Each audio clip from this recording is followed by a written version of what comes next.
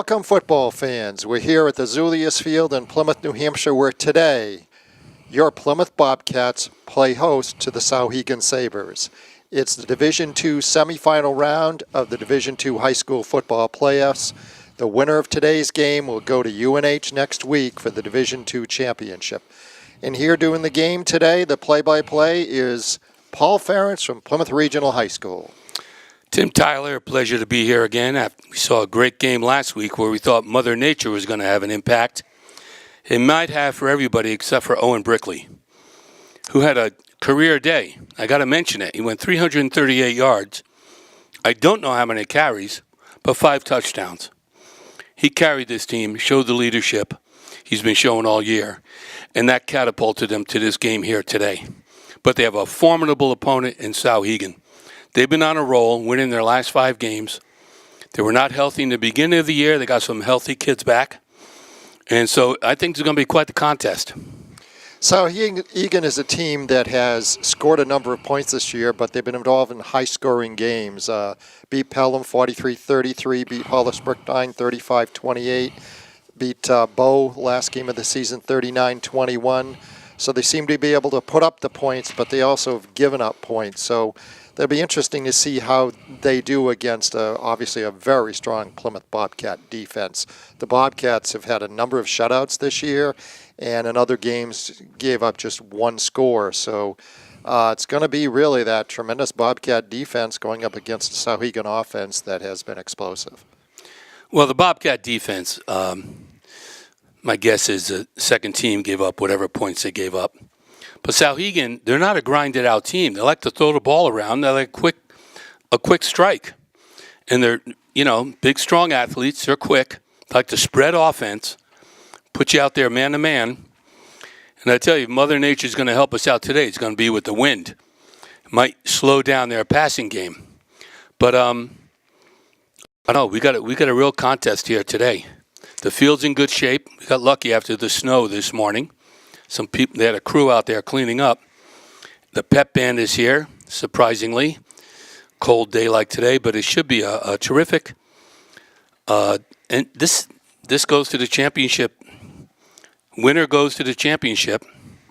We'd love to see Plymouth go to their third, and whoever they're going to face, Alvern or St. Thomas. But today's going to be a formidable challenge. The Bobcats, of course, have been in the last 2 Division II state championships down at UNH. They defeated Bow both times, and actually that's who Souhegan defeated last week to get here. They won their game last week 34-13. Well, the Bobcats defeated Hanover for the second week in a row, 34-0. And certainly one of the things you look at is are there some advantages or intangibles for teams? And certainly, just a comment on the Bobcats and interviewing Coach Sanborn after last week's game. He made, and his staff as well, made some great adjustments in that first half, which actually led to certainly some of those great runs that Owen Brickley had. First couple of series, the Bobcats hadn't moved the ball. In the second quarter, they just broke it open with 2 long, successful touchdown drives. So coaching is a key point. And the Bobcats are extremely good at making in-game adjustments and halftime adjustments. So we'll see how Souhegan deals with that today. No, you're right. You hit it right on the head. The offensive coordinator, that's head coach, Chris Sanborn, makes those adjustments during the game. He's got a great group around him, very experienced, many years. And I think Tom Lamb's defense is going to show up today as well, as they have all year. But they have a really terrific coaching crew, and they're going to be challenged, though. I think it's going to be a challenge. I think Souhegan's here, well-deserved. They had some big wins. It was do or die against Bow, and they showed up. So they're ready, and they're going to roll the dice. They got nothing to lose. No one expected them to be here, and they would like nothing more to beat Plymouth on their home field. But I think their challenge, I think Plymouth is up for the challenge. They're on a 25-26 game winning streak. They're home. They shut out Hanover. They do their homework, as you just mentioned. That coaching staff is second to none. So let's see how the kickoff's going to go here. And, yep, they're lining up. They just had the coin toss. And the Bobcats are going to receive and be going from our left to the right. and Souhegan will be kicking, going from right to left. I wonder if Souhegan won that and deferred. I don't know. Well, they're showing some confidence in their defense, putting them on the field if they did win that toss. And we'll get a good look at what the game plan is today for Plymouth. They're a great grinded-out team, but they can surprise you with anything. They put the ball in the air. Tony Velez is a great threat. We're going to now stand for our national anthem.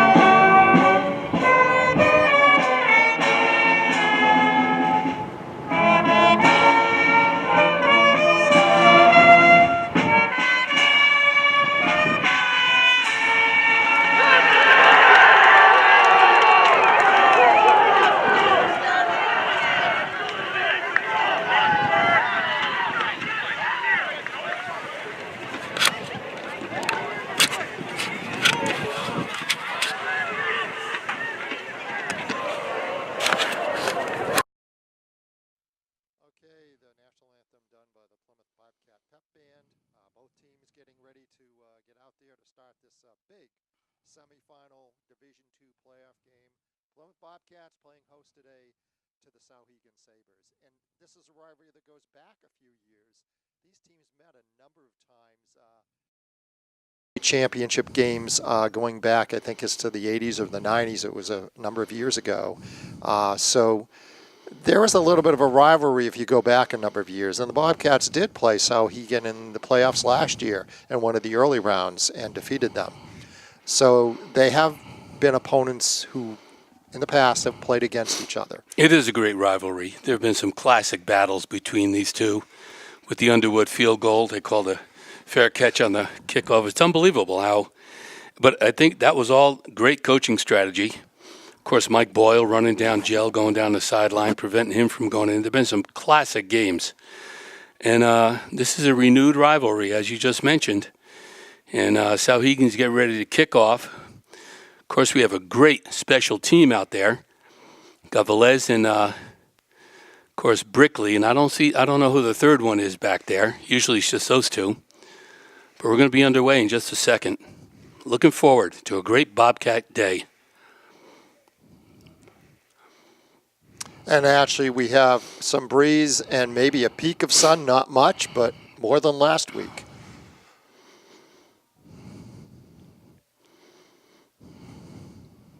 Good crowd on hand. Going to Velez on the far side. Looking for a little room. He's getting some yards. Pushed out of bounds. Somewhere around the Plymouth 35, I think. First and 10 for the offense. Let's see how they do. Again, with Brickley's stellar week last week, you got to give credit to that offensive line and also to Patrick Mom. They moved him over. He was lead blocker, and he opened up plenty of those holes for Brickley to get through. And certainly Bobcats with a multiple offense can hit you in so many different ways. Inside, outside, in the air. They're tough to defend because they have so many weapons. Guess who? That's Patrick Mom. Quick hitter, good for 5 or 6 yards.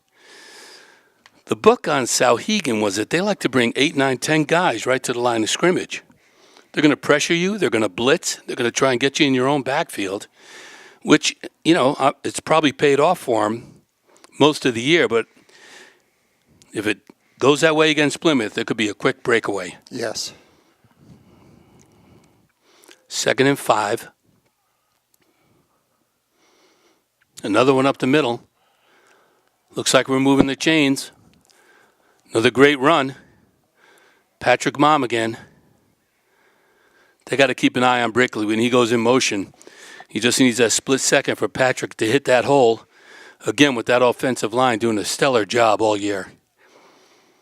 Jacob Duquette over the ball. Got Velez out wide. This time it goes to, again, Patrick Mom. The Diesel is pushing his way, carrying 3-4 men. Good gain. Another move the chains kind of run. And if you look at the line of scrimmage, at least in these first couple of plays, Paul, it looks like Plymouth is maybe winning that battle. Right away. That's obvious. These guys are, again, they had good practice all week. They're ready. They're at home. They're very comfortable. Another wide out. Looks like that's Brickley keeping it. It's going out wide to the right. He runs out of bounds, close to another first down. Looks like he has it. Yes, he's moving the chains. So that looked like a little wildcat, except he was over center. They put Bannon out wide to the left. Brickley just followed student body right, picked up another 11 yards. So they are on the move right now, Tim. Impressive start with, I believe, 3 first downs, stayed on the ground, and again, they look like they're winning at the line of scrimmage. Velez going out wide. With the way you're running today, I don't know if you need to pass. Quick hitter up the middle. Brickley, he's free. Looking to keep on his feet. He would have been in. He got tripped up right at the last minute. I think he's inside the 10-yard line. Another first down. What a great run. So he got banged around a little last week. I don't know how many carries he's had. I should find that out. But he is ready to go today. And he had a big hole there. I think he could have driven a Mack truck through that. And again, he just got tripped up before he might have gone in. Souhegan back on their heels, wondering what to do against this running offense Plymouth is bringing today. Velez is out wide again. Goes quickly to Patrick Mom. Hey, there's a yellow flag. I didn't see any last week, but there's one now. So we'll see what the call is on this. I think Velez might have been offsides. It looked like they're walking back. So yeah, they're moving them back 5 yards. Yeah. Didn't see any signal on what that was. So it's going to be first. It was first and goal. So that's going to put them back just beyond the 10. Trying to see here, maybe about the 14-yard line. Oh, they've got 1st and 15 on scoreboard.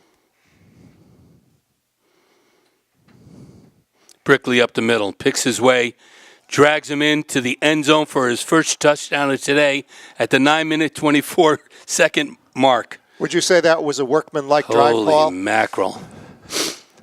That was impressive. Very impressive. I tell you, Owen Brickley has not lost a step. Our excellent producer, Andrew Fenn, just gave me the note on him. 38 carries last week for Owen. 5 touchdowns, 338 yards. And he's off to a great start today right now. So big extra point here. Yep. Pete Winkstead looking to add right here. Gets it up. Looks good. Right through. 7-0 right away at the 9-minute, 24-second mark. So Souhegan's got their work cut out for it because the Plymouth offense is tuned up. Looking good. Paul, they took that drive about 65 yards in under 3 minutes, all on the ground. A lot of Patrick Mom and a lot of Owen Brickley. Yeah, very impressive. The two drive. captains who have been doing it all year. You can't key on either one. It was Patrick who carried 3 or 4 of those tacklers from Souhegan. Again, moving the chains. And there were some huge openings on that drive. The touchdown score was one, and the one where you got down inside the 10, another huge opening. So they're opening up big holes in the Souhegan defense. Let's see if we're going to squib this or if Winkstead is going to try to get one downfield. The wind is moving, but it looks across the field rather than behind or in front of him. You got number 3 back for Souhegan. He's their go-to guy, Trey Johnson. Very shifty, very quick. Probably kick it away from him. He's on this far hash mark. Maybe that's the reason. So this will be Souhegan's first possession, and it's a big one because they've fallen behind very quickly here, 7-0. Good kick, no squib. Back on the 5-yard line, Souhegan has it coming right up the middle. He's got a lot of room. He gets taken out. The ball's loose. Don't tell me Plymouth got that one. No, I think Souhegan retains possession. Big hit by Cole Johnson. Oh, Plymouth got it. Plymouth got it.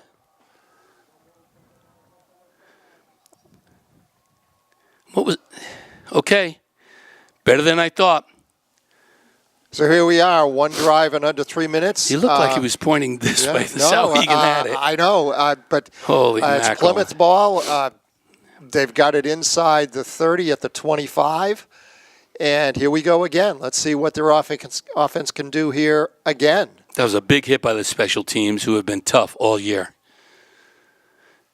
Jacob Duquette going to start us off. He's over center. Patrick Mom going off to his right, off tackle, chugging along, the diesel that he is. Big gain there, 5-6 yards anyway. So one attempt from no attempts from scrimmage. A kickoff return with a turnover. turnover. Souhegan has not had their offensive team on the field yet. And if the Bobcats can put it in here, they're going to be down by 2 touchdowns. Under 9 minutes, yeah. And that's a pretty good start. 2nd and 4. Got Patrick Mom in the backfield with Joey D'Ambruso. Look at Owen Brickley. Just fight his way. Gonna move the chains again. Boy, is he tough holding on to that ball. Paul, they don't seem to have any answer to shut this down. They're getting chunks of yardage on every play. Well, I'm pretty sure Souhegan studied the film last week, which saw Owen Brickley carry 38 times. I like to think they came up with something, short of a 12th man. 1st and goal. Patrick Mom chugging away, goes right over him. Big gain right there. Good run. And he's close. Holy mackerel, down to the 2-yard line. Good run. Terrific run by Patrick. That offensive line, they're doing their job. Here comes a new defender for Souhegan. Big boy coming in. So we got 2nd down and 1 here at the 1.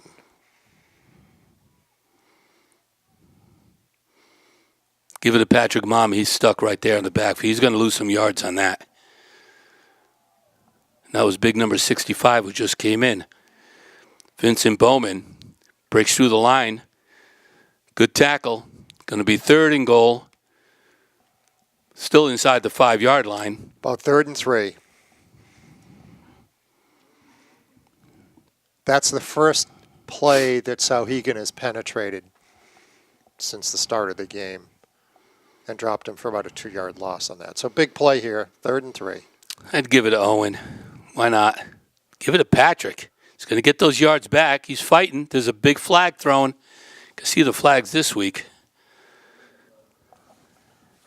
Holding. Plymouth. Going to pull him back 5 yards. Replay the down. 10 yards back. So they get down to the 1, and they've stalled here a little bit. Good defensive play. Now this penalty is going to pull the ball back. It'll be interesting to see what they run on this 3rd down coming up because they're going to have some long yardage to go. Haven't gone to the air at this point. Haven't needed to. But that ball is going to be brought back to about the 14-yard line. Yeah, big 10-yard penalty. So we get 3rd and 14, and I guess the other question, if they don't get this, will they try on the 4th, or are they possibly looking at a field goal attempt?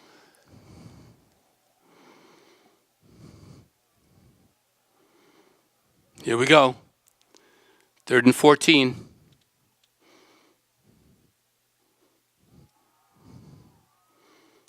Rolling out, looking for somebody. I don't know if he threw that away or if it just was poorly thrown. Brickley wasn't going to go anywhere anyway. Be funny they put Pete Wingstead out there for a field goal. He's one of the fastest kids on the field. People don't know about. He is very fast, Pete. I love seeing him do a fake and have him just run to the corner. Coach does not like that idea, I'm pretty sure. So I'm looking here. It looks like they may be doing that. Well, Brickley's coming out. It's going to be Anthony Velez is coming out, and yeah, they're going to try a field goal. it's going to be a long boot. Well, he did one after they got penalized last week. Yeah, he kicked Did an like extra. a 35-yarder. Yeah, a 35-yard extra point, and this one's going to be in that vicinity, maybe not quite as long, 30, 20, 31-yard lines. There's no wind right now. He can make this.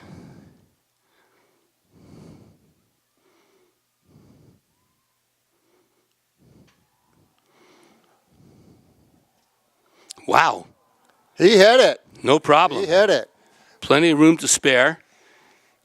That's a pressure kick. Good for Pete. Yeah, it was important they came out with points on that because they were at the 1-yard line, and then, again, the defensive stop and then the holding penalty. But that's a big kick because it puts them up by more than one score. They come away with points. So they're up now 10-0, 2 offensive series, 2 scores. A good start for the Bobcats. Great job by Pete Wingstead. Fresh off the soccer field. They're lucky to have him, and I think they're going to utilize his expertise next year as well. So for Souhegan, they need to hold on to the ball. They need to put together an offensive series here. They're a team that can score based on the point output they've had during their games this year, especially in the last 4 or 5 games. They were probably averaging close to 40 points a game. And right now they need to put together a series of successful offensive plays. If they score, they're back in it quickly. And number 3 is back on the same hash mark that we're kicking from.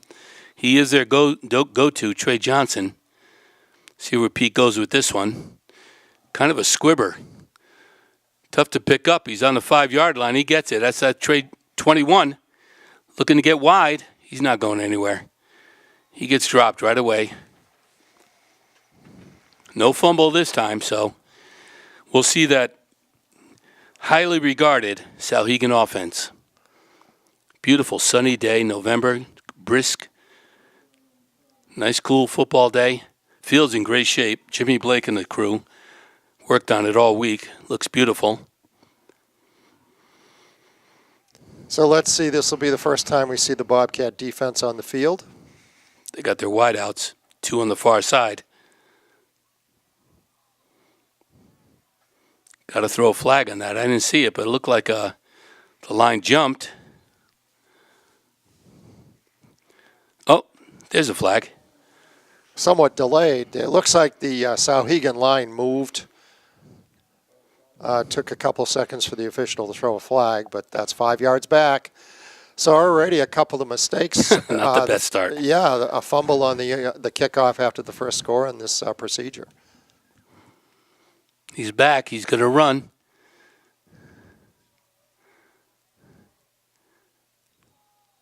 No whistle. Got the penalty yards back anyway. Yeah, we're 5-yard gain. I couldn't see who carried that ball. They look like they're in a hurry-up offense. Number 3 in motion. They give it to him. He's looking to go wide. Cuts it upfield. He's going to gain about 6 or 7. So here's a big third down, the first big third down play here in the first half. Looks like about 3rd and 3.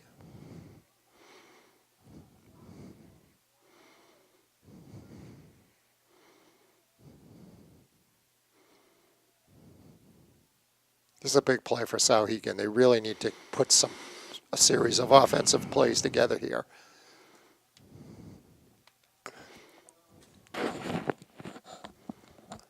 Quarterback's back to throw.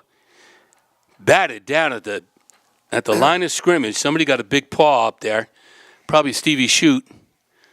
Pressure was on him. Had to let it go, but knocked down by the defensive lineman. So we got a punt coming up, and again, you know what Bobcat special teams have been able to do this year. They have blocked some punts, and they're punting deep in their own territory, back around their 10. Got Brickley back with Velez, with a great special teams out there. High snap. Wow, just gets it off. Not a good punt. Goes out of bounds. Going to be Plymouth ball inside the 40. No, just out. Yeah, inside the 40-yard line of Souhegan. So another great field position for Plymouth. And he had to jump up to catch that snap. It was high. He was fortunate he got it off. And again, Bobcat special teams looking impressive. They put a lot of pressure on him. And here we go again. Drive number 3. 5 minutes, 37 seconds and ticking. Cody Bannon with the call. Velez out wide. Quick handoff up the middle. I think that was Owen Brickley chugging along for 5 or 6 yards. Yep, he picked up a good 5 there. 35-yard line of Souhegan.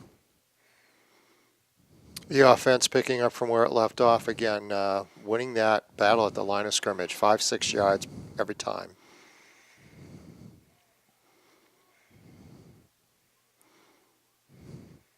Goes Brickley again, picking his way. Somebody grabbed him by the foot. He's trying to shake loose. Gains a couple. Going to be third and a long 3.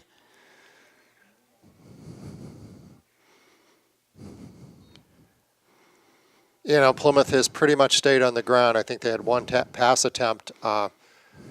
Might be a place where they might look at going in the air. I don't know if Souhegan would expect it at this point because they have pretty much kept it on the ground.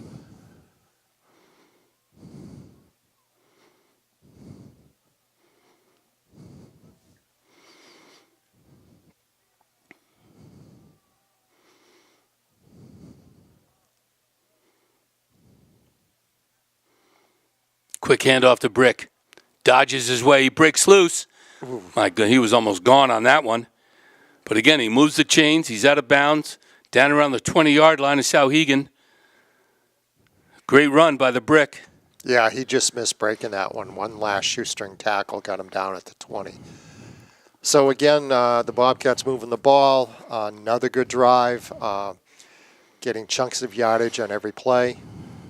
Let's see what they can do here with they're almost into the red zone here just outside the 20.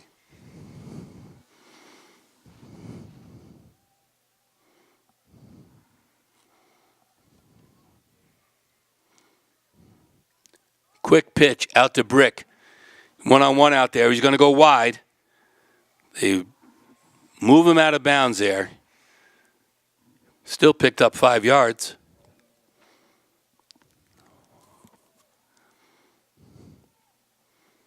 More like 6 at least.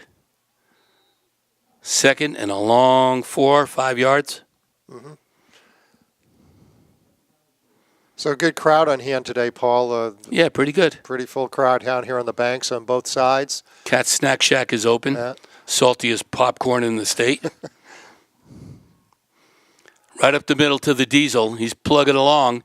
And he's pulling people with him. Yeah, they're going to move the chains on that one too.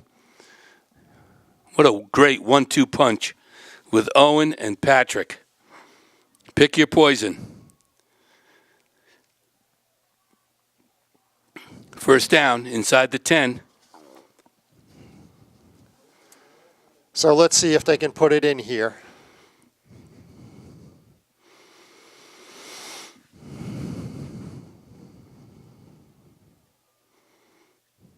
Ooh, he got met.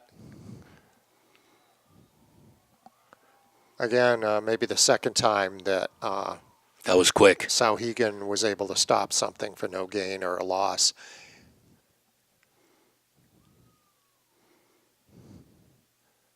Yeah, they met him right at the line of scrimmage. No gain. So second, still 7. The defense does seem to tighten up inside the 10. Last series, they had a big stop on a second down play. This is a second down play again with 7 to score. Velez is out wide.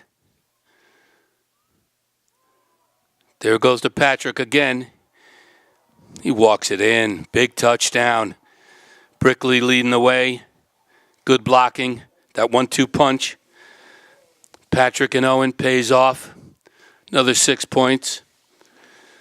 Pete Wingstead about to add another.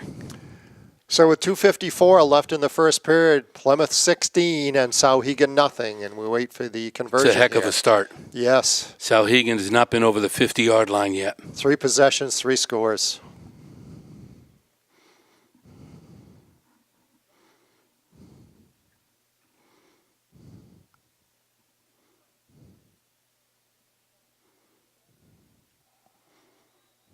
Another good one. Pete Wingstead doing his job. It's a 17th point on the board, under 3 minutes. Boy, they are off to a good start, and this is all in the first quarter. Yeah, so they've just dominated, and Souhegan needs, 2 touchdowns and 2 two-point conversions doesn't even get them back. They need 3 touchdowns here to get back on top. And they got their work cut out. Yeah, and they just haven't shown anything at this point offensively. One series, it was a 3 and out. Kickoff was fumbled after Plymouth's first touchdown. Plymouth recovered, took that down, and got a field goal out of that. They were lucky they got their last punt off. Snap was high, and it was a short punt. So right now, Souhegan hasn't got much they can show, so they need to quickly put together a drive here. They are a quick strike team. They do good after it. They have a quick striking offense. Like to pass it around with that spread offense. But they have not generated any consistency. It's a big kick now back to number 27, I think, for Souhegan, looking to go up the sideline. He's got a little room, but he gets taken down right away. Looks like number 42. Great tackle by Ian Trider in there on special teams. Plymouth has had excellent coverage on these kickoffs. They're really nailing the runner inside the 30-yard line, so it's really put Souhegan starting their offensive series fairly deep in their own territory. They're showing discipline. They stay in their lanes, and they break through. And, again, we're at the 27-yard line. Looking to pass, but he's going to take it himself, this quarterback. Good run. If that was a busted play, picked up a good 6-7 yards. That was probably the most successful offensive play at this point they've had.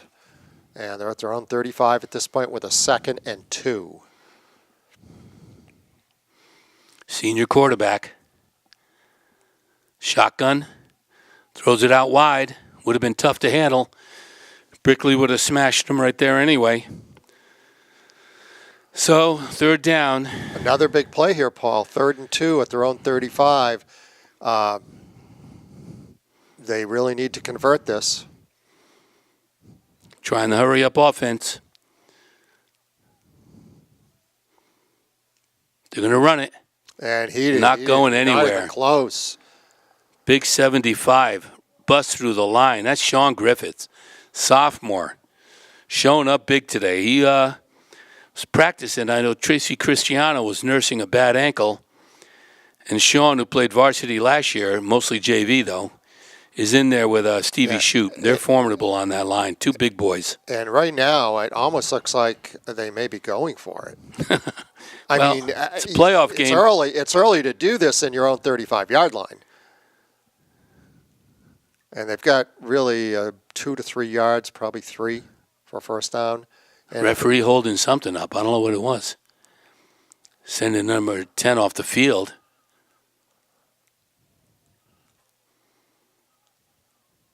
Don't know why. Something to do with his socks or whatever. 13 comes in, takes his place. That broke up their rhythm a little. John Lone's quarterback. 4th down, a long 3.5. Gives to their go-to guy. He fakes it and right up the middle. What a great play. Fooled everybody.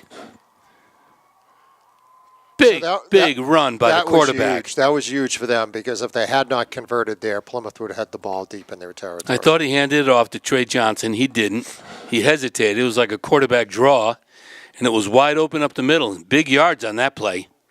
So they're moving the chains for the first time, and they're in Plymouth territory, just inside Plymouth's 40. So that gamble paid off. Big time.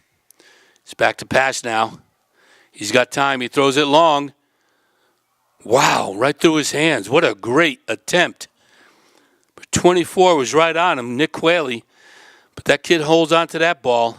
He would have been close to... Right down inside the 5. That was a great toss. Yeah, they were close to the... He had a couple steps on Nick. Nick stayed. Would have been a hell of a catch. Very tough. But that's what they do. They go for those quick strikes. They have a first down marker up there. Should be... Don't know why that is. Yeah, this should be second down. Oh, we see a penalty. Oh, a penalty, that's why. Was it interference on Nick? This is 15-yarder. Yeah, I don't know what this call was. 10-yarder. I know. I didn't see a flag.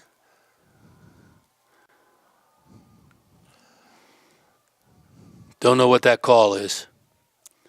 Souhegan's on the move, though. Inside the 20. Shotgun, good. Handoff to number 1. He's going to get back to the line of scrimmage, maybe. This is going to come Fights back. His way. Flag on the play. I'm going to guess this is a hold. It's good we can see the flags this week. Yes.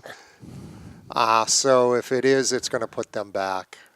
Looks like that's the motion he's making. So, yeah.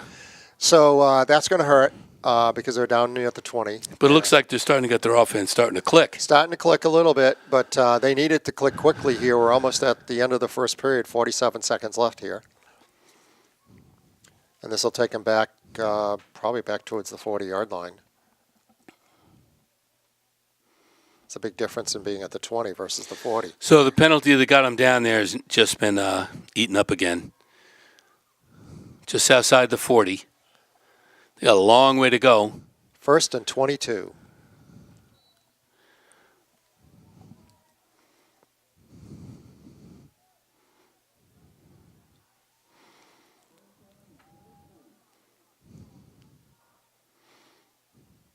Give it to Trey Johnson. Trying to come wide. He's got a block. Looking for some room down the sideline. He finally gets caught. He picked up about 10 on that. Tackled by Anthony Velez. Yeah, he picked up the penalty back. So 2nd and about 11. Good run. Again, that offense starting to get in rhythm here. And they're in the hurry up. Back to pass again. He's got time. Threw that on the ground. That's got to be a no catch. Ooh, he called it a catch. Wow. He's a little short of the first down. It's going to be 3rd and maybe a yard or 2. Probably 4 down territory anyway. When they did it. This was a heck of a catch. I thought that came off the ground. It was kind of low. And that's going to be the period. 17-0, Plymouth in command here, but their defense is on the heels right now. And Souhegan's trying to get in that end zone. 3rd and about a yard and a half from the Plymouth 2021.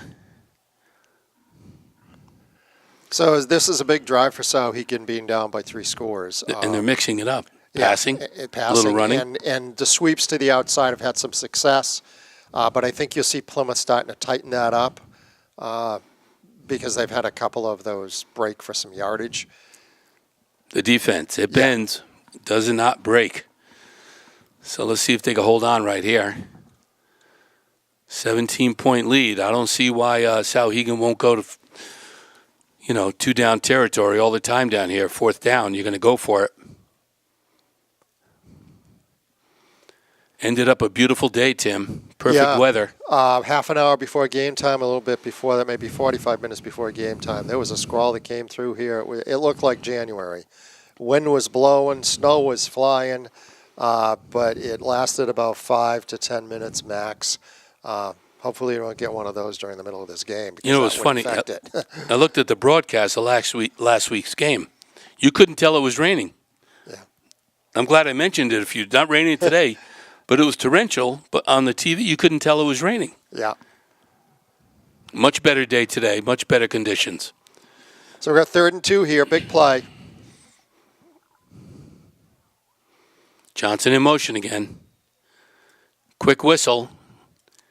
Some kind of illegal procedure, if I had to guess. This is going to hurt if they go back 5 yards. Well, you can't do this in a playoff game. You shoot yourself in the foot. Hanover did it on that Friday night. Terrible. I tell you, Plymouth has played really clean. Last couple of games, they've had very few penalties. Big difference between a 3rd and 2 and a 3rd and 7. Yeah, he's going to pass. Johnson again. Oh, they give it to him for the sweep. He's not going to go anywhere, though. Got it to the 25-yard line. So we're going to have 4th and about 5. I don't know that. Yeah, you got to go for it here. Yeah. I don't know that they have a kicker, but 3 points isn't going to do much. 11 minutes and 30-something seconds ticking away before the half. Souhegan is yet to get on the board. This got to be their toughest game, toughest defense they've faced all year. So they need it here. They had a good drive at this point, but they need this 5 yards. Quarterback's back to pass. He's looking. Sees a man open. A great catch. Holds onto it. Beautiful catch. All with the hands. Trying to get a number on that. That was a nice play. Just got the first down. And the hurry up is ready to go.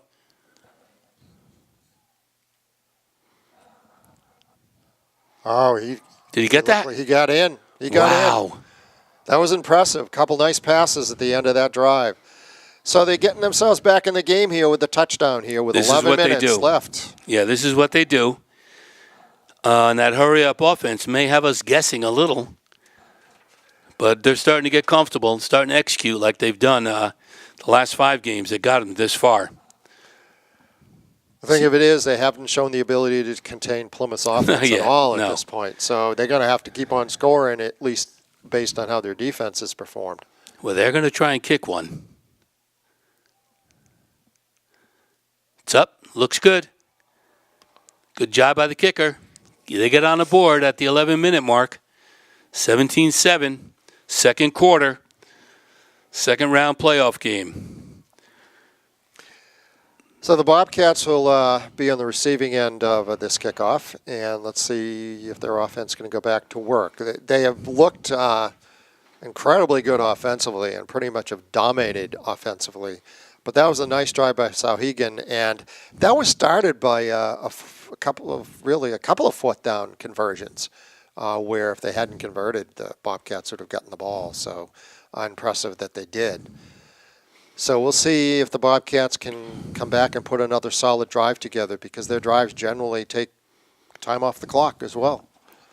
Ending with a score most times. You got Brickley back, Patrick Mom, Anthony Velez. You got some snow flurries, and the wind has picked up. As predicted, 11-minute mark before the half. Souhegan's going to kick off with the flurries, starting to pick up a little.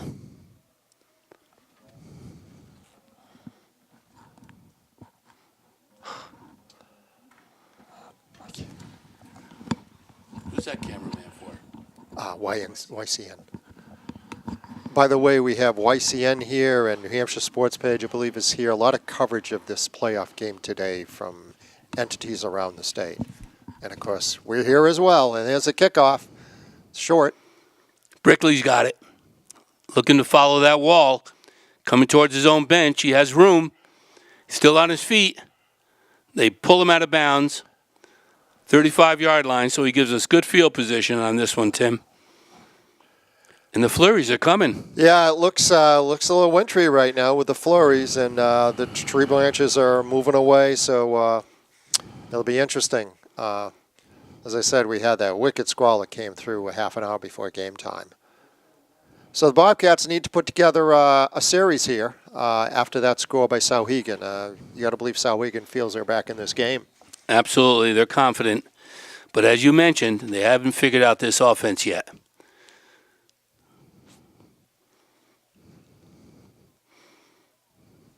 Quick one up the middle to the Diesel. Patrick Mom chugging along, going to pick up a good 5-6 yards. Easily. Beautiful run. And that's a continuation of what we've seen from that Bobcat offensive line. They seem to have control at the line of scrimmage. Got that 1-2 punch with Brickley and Mom. Velez is out wide. Another one up the middle. Fighting for yards, and Brickley, again, is going to move the chains. Just fantastic running. The offensive line doing their job.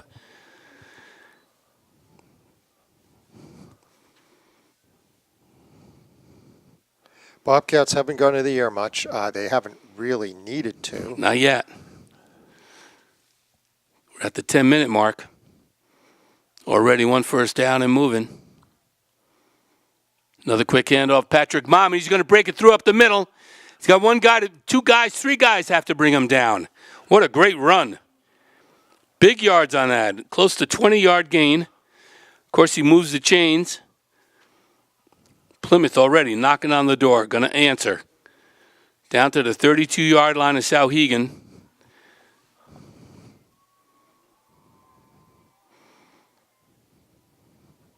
He's not the fastest kid on the field, but he is one of the toughest to bring down. Well, he's pulling 3 or 4 kids with him quite often on some of these runs up the middle. He hits that hole very quickly, and then he has daylight. There he goes again. Not going to come down easy. Wow. Chugging along. Again, it took 3 guys to bring him down, and it was another 4, maybe a 4-yard gain on that. So the Plymouth Bobcat offense doing what it's done all day so far. Grinding it out, 4, 5, 6 yards on each play or more. And they got a big second down here. It's 2nd and 7.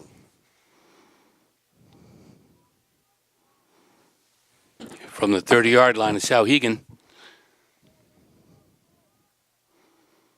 Another quick handoff right there. We're looking to break it outside. We got room. Cuts it up the middle. Patrick Baum is going to move the chains again. Plymouth offense is rolling. Pick your poison. You got Patrick Baum or Owen Brickley, and the offensive line shows up. So they're down at the 21-yard line, 1st and 10. Clock's down to 8:41 and running at this point. So this period's moving quickly.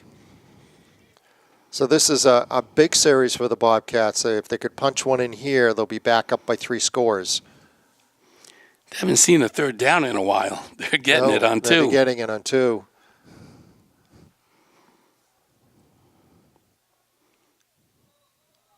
Oh, little movement over there. Procedure. We saw that a little bit. Cal Swanson, a little bit of movement. Souhegan pointed it out to the ref, and then he threw his flag. 5-yard, illegal procedure. Plymouth still 1st and 15 from the 25. That'll be the 26 at this point. 26. And that's one of the few times I've seen in the last 2-3 games where Plymouth has had that kind of penalty. Yeah, they've been very clean all year. They're very disciplined. Velez is out wide. Quick pitch over to Patrick Mom, looking to make the corner. He's going to get the yards back from penalty, and they get him out of bounds after a gain of about 7-8 yards. Nice run on that. So we're going to have a second here at about 6. So they're now inside the 20 at about the 17, maybe the 16-yard line. With a 2nd and 6, Paul. Still moving that ball, still getting chunks of yardage on every play. And we're down to 7:54. Stick with what works. Jacob Duquette over center. Ian Trider with the play. Oh, no. This is Owen Brickley over center. He's going to roll to his right. Student body right. He's picking his way. And he looked like he got a first down on that. Yeah, nothing different. He's close. They're marking it right about where the sticks are.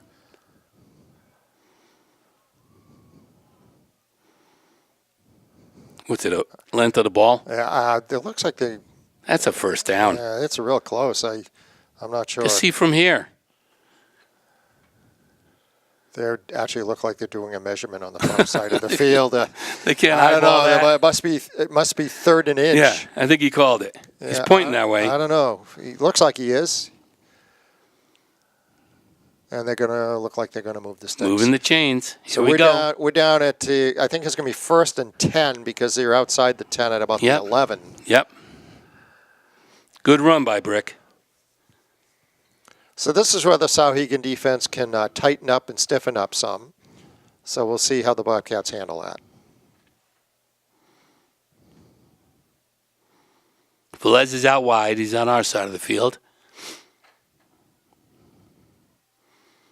Bannon's back. Gives it to Brickley. Guess who? Walks it in. Beautiful drive, Paul. They answered. They answered that touchdown. Right away. With another, the 4th long drive of the game. They've had 4 long drives, and we still have 7 minutes left in the second period. Their offense has been dominant. Big hole on that line, that offensive line. Again, doing their job. Brickley walks it through pretty much untouched. Second touchdown today. Yeah. 5 last week. Boy, he's got it running. Here goes Pete Wingstead now for the extra.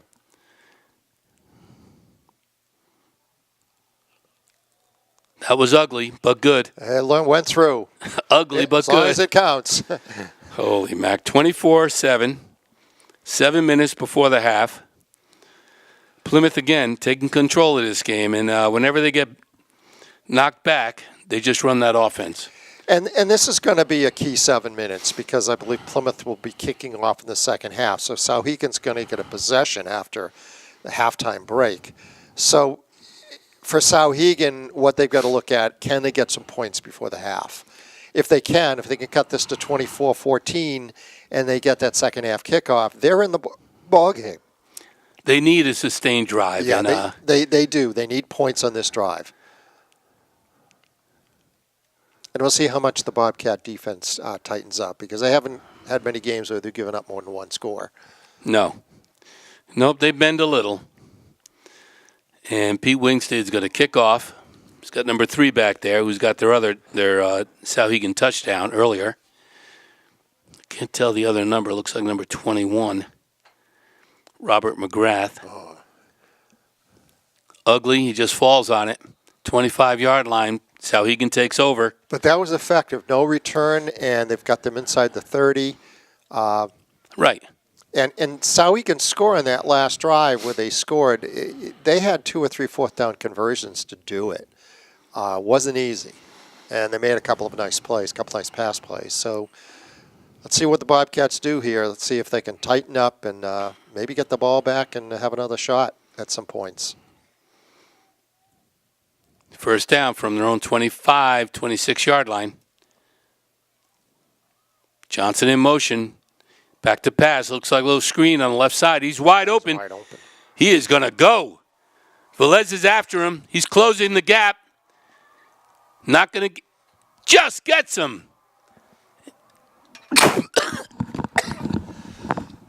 That was a well-designed play. And offensively, Souhegan can be dangerous, as you said. It's Did big Velez plays. trip him up before the touchdown? I think he barely touched him, but he fell just before the goal line.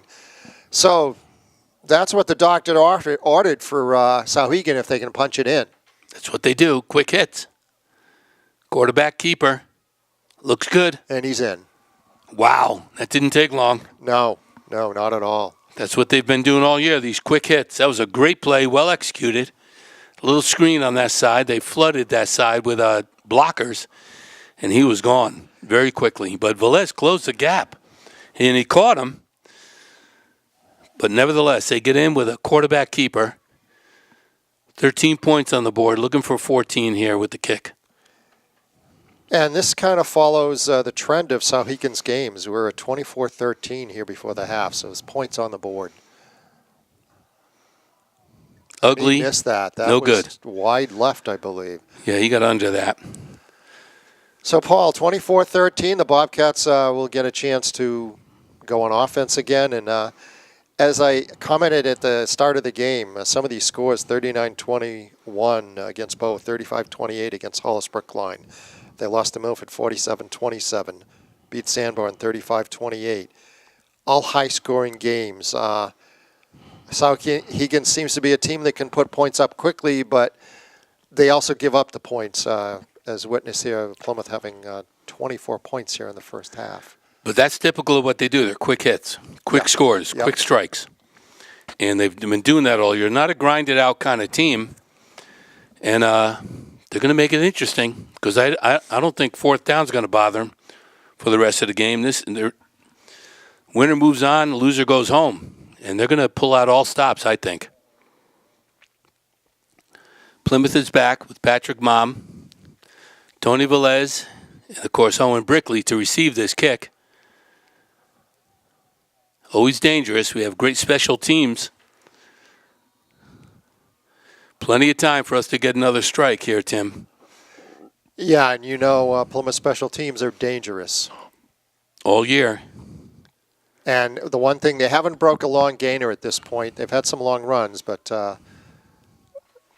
Owen Brickley has broken some punt returns and kickoffs this year. So you can see the wind picking up. It knocked the ball off its tee. Yep. The trees are moving out there.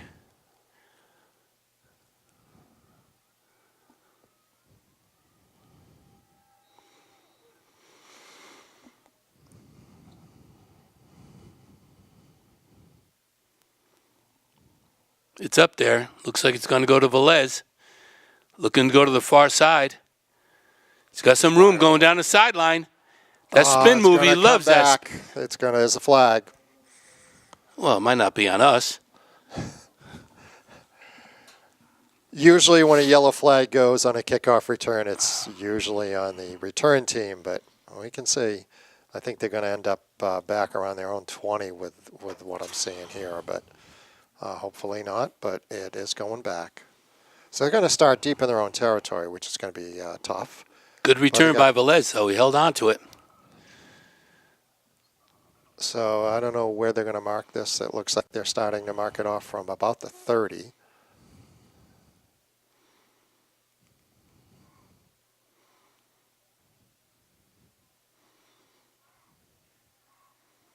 Actually, he's marking it off from the 20. I see the signals, but I just can't tell what the call was. It's just not clear. He's marking it off from the 15.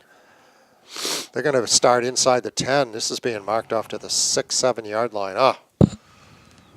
That's tough. So they're going to start deep in their own territory. It's going to be a challenge right now. How much? I can't see how much time. 5:40. Yeah, they've about between 5 and 6 minutes. So the Bobcats really need to put something together here. Because right now, Souhegan's hot. They've scored the last 2 times they've had the hands on the ball. How about an Owen Brickley 96-yarder? How would that look? Well, we saw one last week against Hanover. I think it was a 96-yarder. So it's always potentially there. Right up the middle. Big gain. Is that Patrick? Yeah, and he got about 7 or 8 yards on that. Got him right out of the hole right away. Souhegan has just not been able to get much penetration to stop any of this running attack Plymouth has. I think they've had 2 plays where they've made stops for no gains. Plymouth just is tearing them up inside. They said their defensive strategy this year has been put 8, 9, 10 guys on the line and blitz. But they're not going to risk it with Plymouth, I guess. And as a result, we're chunking off those 6, 7 yard gains. So another one trying to break it outside. Patrick Mom got caught in his backfield. He didn't get much on that. So this is going to be a big, huge third down play for Plymouth. 3rd and about 4. Long 4. From our own 12-yard line. Yeah.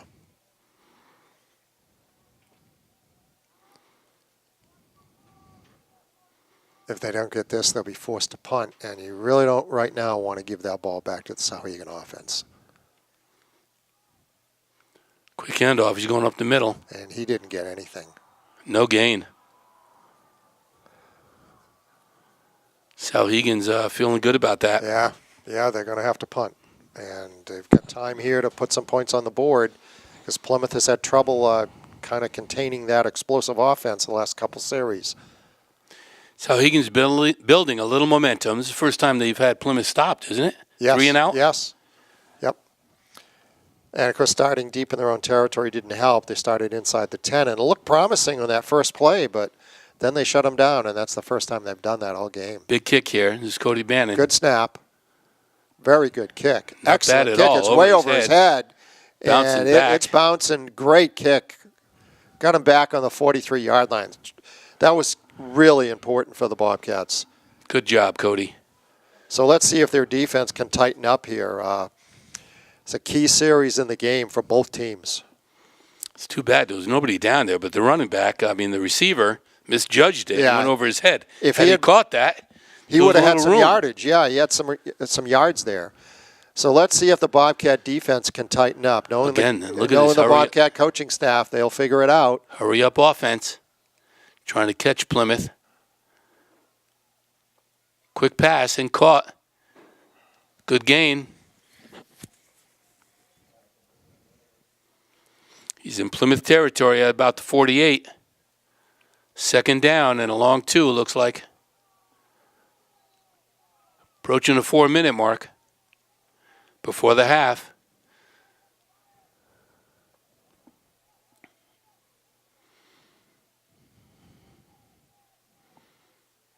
Keeps it himself. This is one where he had that big long. Wow. That was the keeper they had before, where he broke for a good 25 or 30-yard gain back earlier in the half. And Nick Quayle comes over, takes him out at the ankles. What a great tackle. Otherwise, he was gone. So that quarterback keeper, the delayed draw, and again, they've barely moved the chains, and they're looking to go again. Oh, he was wide open down the sideline. They got to him. He had to throw it. Yeah, he was. Quarterback was being sacked, but he had a receiver down that left-hand sideline behind the defense.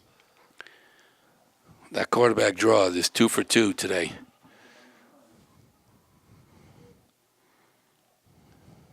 Second and 10. Just inside the Plymouth 30. 3's in motion. Not going to give it to him. He goes up the middle instead. Again, that Plenty same of room play. with number 1. Tough to bring him down, too. He's a bowling ball. Tyler Hall, all the way down inside the 5. They're running that fake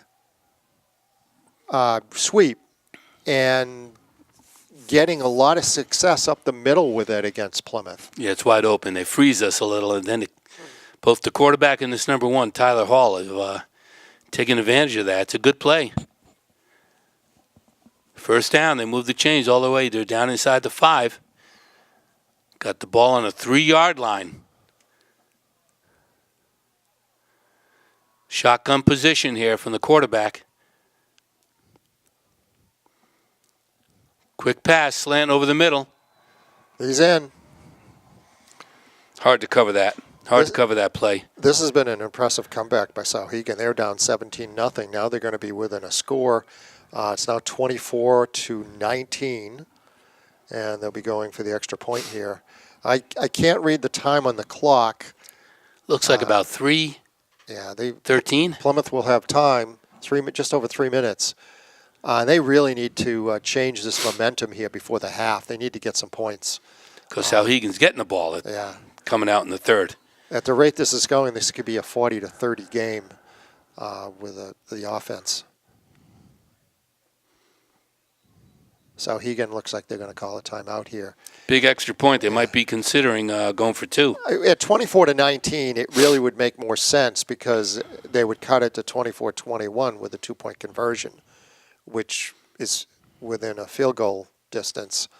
So I would think they might consider that. For the Bobcats, at halftime, they got to go in and figure out how they contain this offense.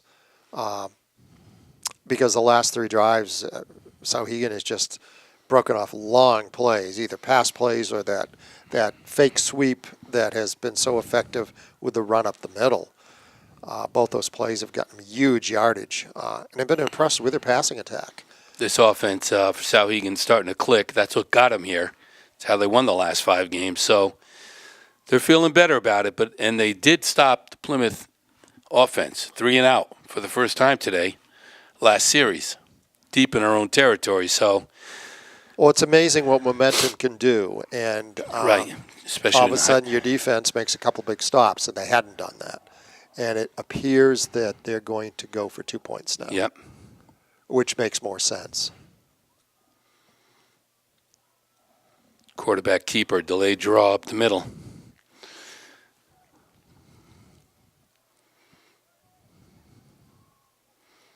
He's in motion. Gives it to him. Looks like an option play. He could throw it if he wants. If he It's being gets chased. outside, there's no one to the outside.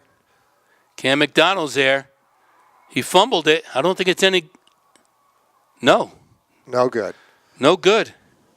Busted play. He had him open for a minute, but he fumbled it on the way out of bounds. It almost looked like he could have run on that left side and gotten in. There really was. There weren't any Plymouth defenders on that side of the field, and I don't know what they're doing here because I didn't see a flag. But I didn't see a flag either. Is this a do-over? What's the call? Holding against Plymouth. Oh, half the distance. Yeah.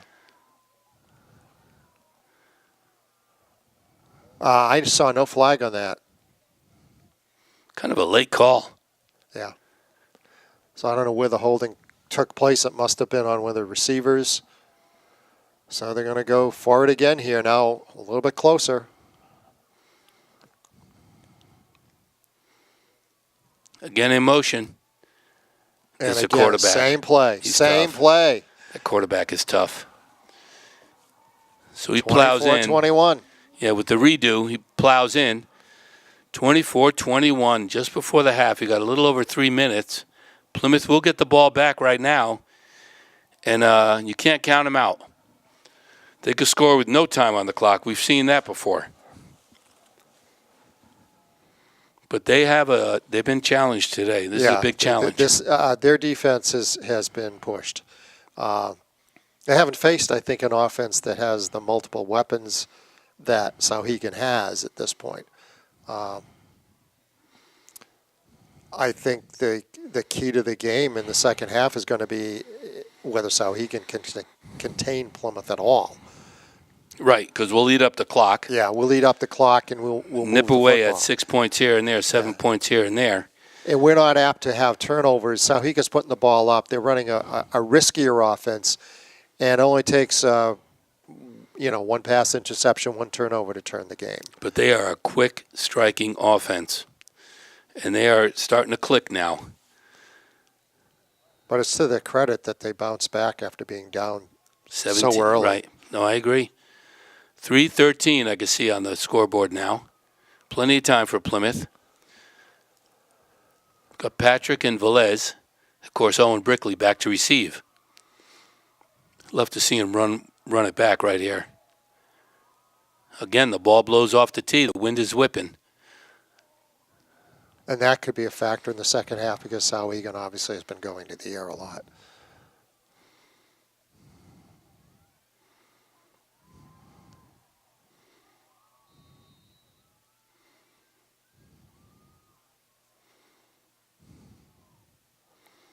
Another high kick. Not a bad kick. Velez has it. Coming towards his own bench, looking for room. Still on his feet. He breaks away. He's going to the far side. Wow, they're lucky to get him on there. I thought he was going to take a little wider. Yeah, if he'd gone wider, he might have had a shot him. at a big gainer on that. Good But return. Still good field position. Good return, nevertheless. Plymouth starts off in their own 42 with about 3 minutes and 4 seconds before the half. Plenty of time. Might see a pass play in this series now, Tim. And this, for Plymouth, might be the biggest offensive drive of the season for them. Yeah, this should be big. Velez is out wide. Bannon's back. A quick hit to Brickley. Brickley breaks free. It. He's got to get by number 3. He gets by him. He's going down that right sideline. They're not going to catch him. Big touchdown right here with the brick. I'm scanning the field. I don't see any flags. Boy, you said it earlier. They just come right back at you. They don't quit. They don't quit. That's a big touchdown right there before the half. What a great run by Brick. They had him stop for a minute. And their big Trey Johnson on that side of the field Had a shot at him. Brick just shook him off and took off. He ran away from the rest of them. What a great run. So it's 30-21. Big extra point here. Is that his second touchdown or third? So here's a snap for the point. Wingstead up. Looks pretty good. Wingstead and it is. good. 31-21. Sounds like a final score, Paul, doesn't it? Boy, oh boy. These guys are just getting warmed up. What a great run by the Brick. Great offensive call. He shook him loose. Just fantastic. And that's Plymouth's answer to whatever you bring them. They're going to come right back at you. And I do believe that they're going to find a way to shut down the Souhegan offense in the second half. Hopefully they can find it before the first half is, or before this half gets over, because Souhegan has shown the ability to strike quickly. If not, we're just going to outscore them. Yeah. We'll just go back and forth. That's the Patriots That was playbook. the Patriots-Kansas City Chiefs game. I like a 10-point cushion. Plymouth can strike at any time, so just a great answer. The thing of it is, Souhegan gets possession at the second half. That's right. So it's important that they hold them.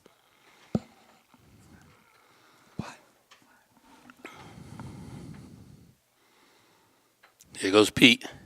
Squibs it. Another squibber. He's had good success with that. He's going to run it this time. It's number 5. He gets taken down. Great tackle. See who that is. That's Velez right after him. Great tackle ball. Was that 44?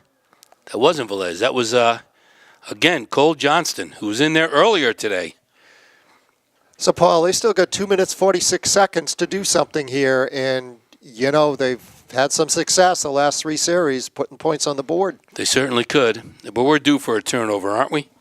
Well, that's the one danger in the offense they run. It's a risk offense in the sense that they put the ball up and, you know, there's another pass. And actually, that was deflected. And at some point, I just see Plymouth deflecting one or picking one off. Their defense is too good. Still in a hurry up. Shotgun. 2nd and 10. He is going to pass. It's going downfield. It's going to be picked off. Let's see who that is. Looks like Nick Quayle. Number 24. Is there a flag out there? I don't see a flag, but then I haven't seen him before either. When they have, I don't know what. We got the Souhegan kid pointing his way like they still have it. He picked it off. That was a great interception. I don't know what the call is here or what's going on. Officials haven't been real great about telling us what's going on. Well, the way their chains are, it's going to be. They want to go. They're looking like they're going to. It looks like it's Plymouth ball. Yeah, their offense is going on the field, but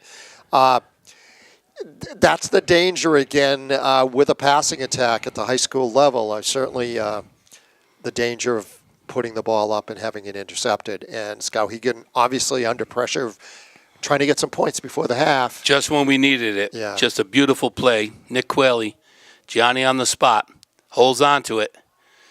Gives Plymouth another scoring opportunity now. And they have the time with over 2 minutes left still in this half. 1st and 10 from their own 49, I think. Velez is out wide. Bannon's back on it, taking himself. He cuts it upfield. He has plenty of room, and he fights for close to 9 yards. Good call, good play, good run by Bannon. And I don't know if that's the first or second time they've run that. He might have run it once in the first period. Holds on to it. He's going to be tough. He's just sophomore. Staying within himself. Very disciplined. Offensive coaching staff with Chris Sanborn using him very wisely. 2nd and a long 2. And down to the 2-minute mark. Just 2 minutes now. Bobcats have the ball inside the 50. Give it to Patrick Mom, picking his way. He's finding he's going to move the chains. Getting down to the 35-yard line of Souhegan. Good run. And the other thing that is so impressive with the Bobcat coaching staff, they haven't used a lot of timeouts. I don't know if they've used any at this point. And remember back a couple of weeks ago in Hanover when they had used up their timeouts and they needed them. Chris Sanborn protects those and uses them when he needs them late in the half or the game. Bannon back, gives it to Brickley. Brickley fighting his way. He's going to pick up another 5 or 6 yards.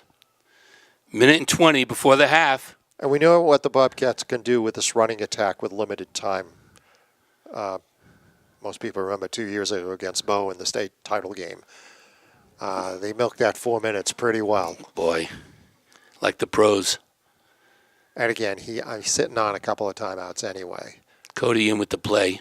59, 58 seconds and ticking from the 21-yard line of Souhegan just before the half. And Souhegan's got to think they're going to put it up. Give it to who? Patrick Mom. He's going to get the first down. That'll stop the clock. 43 seconds. Moving the chains again. They still haven't called it. He's saving it. 25-yard line. 39 seconds. Ticking away.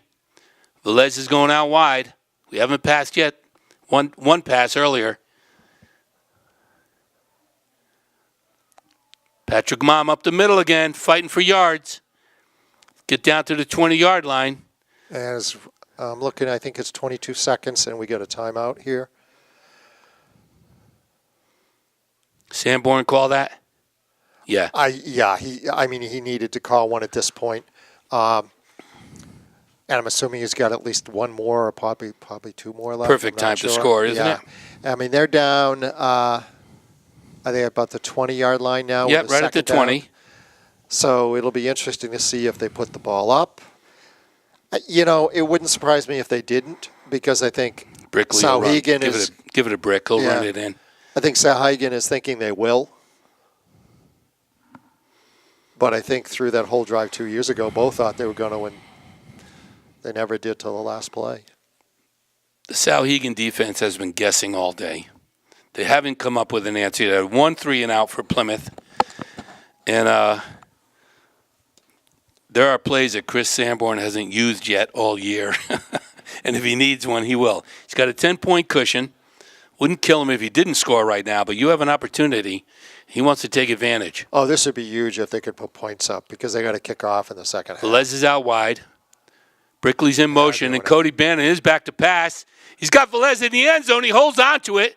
What a touchdown. Got it. What a play. What a play. Souhegan was right on him. Yeah. Velez saw the ball coming, turned around, put it right in the belly, held on to it. Another big, quick strike by Plymouth.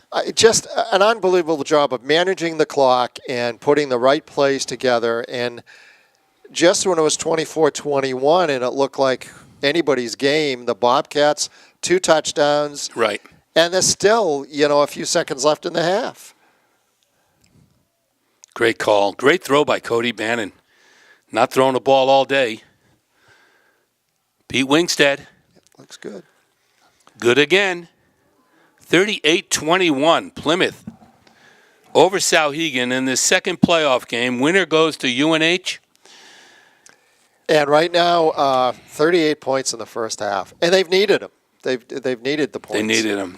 You're right. It's a shootout. The weather's been cooperating. And if Souhegan continues to have success with some of their offensive series, I think we're going to be seeing a lot of points in this We're going to have to keep scoring. Yeah. You're right. Patriots, Kansas City, keep scoring. Well, they're giving them a good challenge right now. Souhegan is playing a good ball game. They haven't figured out how to stop this Plymouth offense, so. And you ask, you got 21 points, how can you be 3 scores behind at halftime? And right now, that's where they're at. Pete's going to squib another one, you think?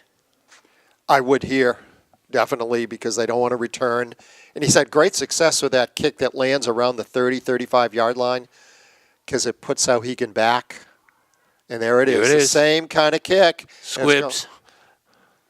He's going to run it, though. He's got a hole up the middle. That's number 3, Trey Johnson. He gets taken down at the 42, 43-yard line with 10 seconds. They might as well throw something at him. I would assume they're going to play a prevent defense here, but Souhegan's dangerous. But again, the last series they had it picked off and they ended up giving up points. So we'll see if they try to do anything or just go to the half. We've pressured this quarterback. We haven't quite got him in the backfield yet. He does throw it out. Little screen, but he gets clipped immediately.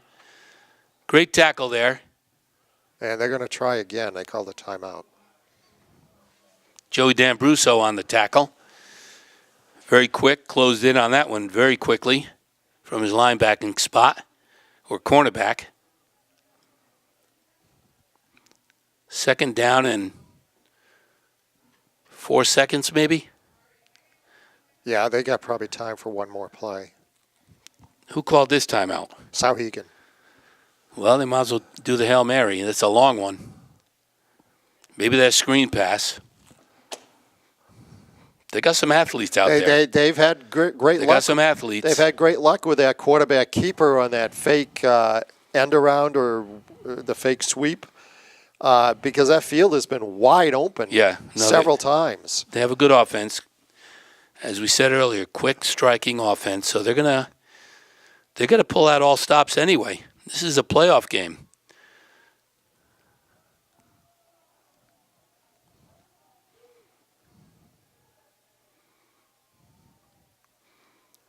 Quarterback is in the shotgun. 3 wide outs on closest to us.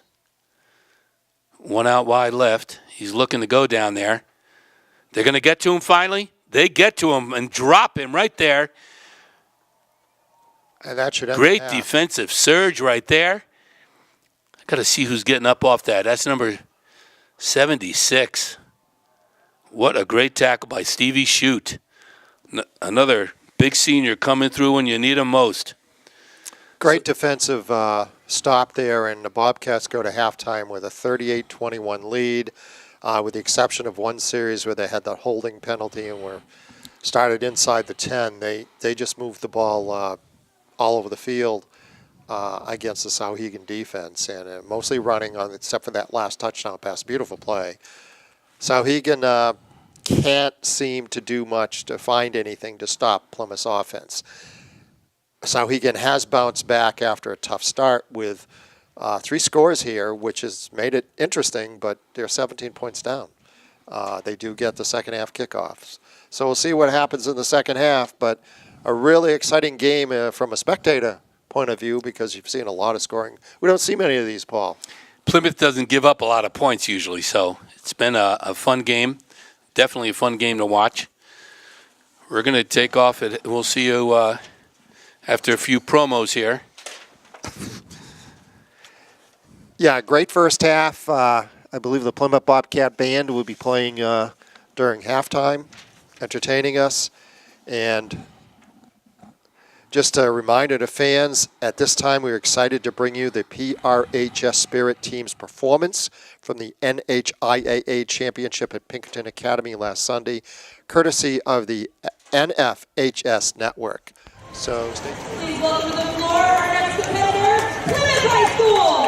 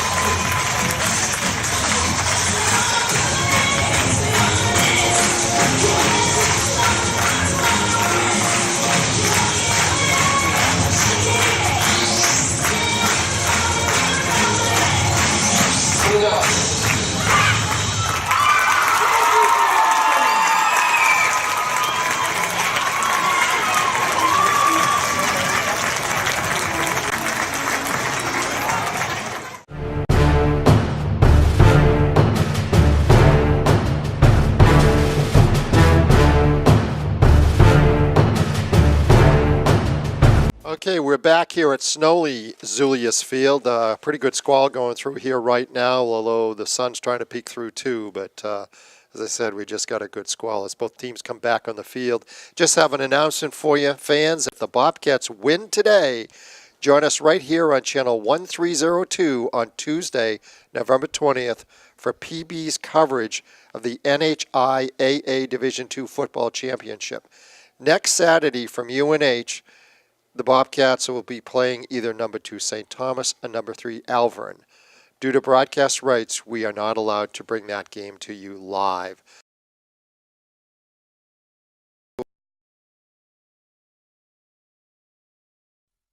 And we'll play the winner of the St. Thomas Alvern game. So, Paul, we're back here. Teams back out on the field. And, we had an exciting first half. Any predictions for the second half? Well, it was interesting just to see these. It was interesting seeing these flurries. It looked like a squall going on right there with the wind whipping. I don't know if that's going to keep up. That could put a damper on the passing game. You never know, but I'm looking over the schedule to see in the last time Plymouth gave up this many points in a game, much less a half. John Stark gave him 13 for a final score. But this has been a ball game. It looks like it's a real shootout. Plymouth is up for the challenge offensively. We've seen that with 2 quick strikes. But I think the offense for Souhegan's clicking, so we could have a fun half. It's a great game for fans to watch. It's been quite a while since I can remember this kind of scoring in the first half of a game or even in a total game. 38-21 is a lot of points for half of football. And Souhegan does get this second half kickoff. And, if they score, they're back in it because they have been able to score quickly. But, again, they have that risk offense of throwing the ball up, and it came back to bite them just before the half ended when Plymouth intercepted a pass, and they were able to take it in the last few seconds. But it's 24-21.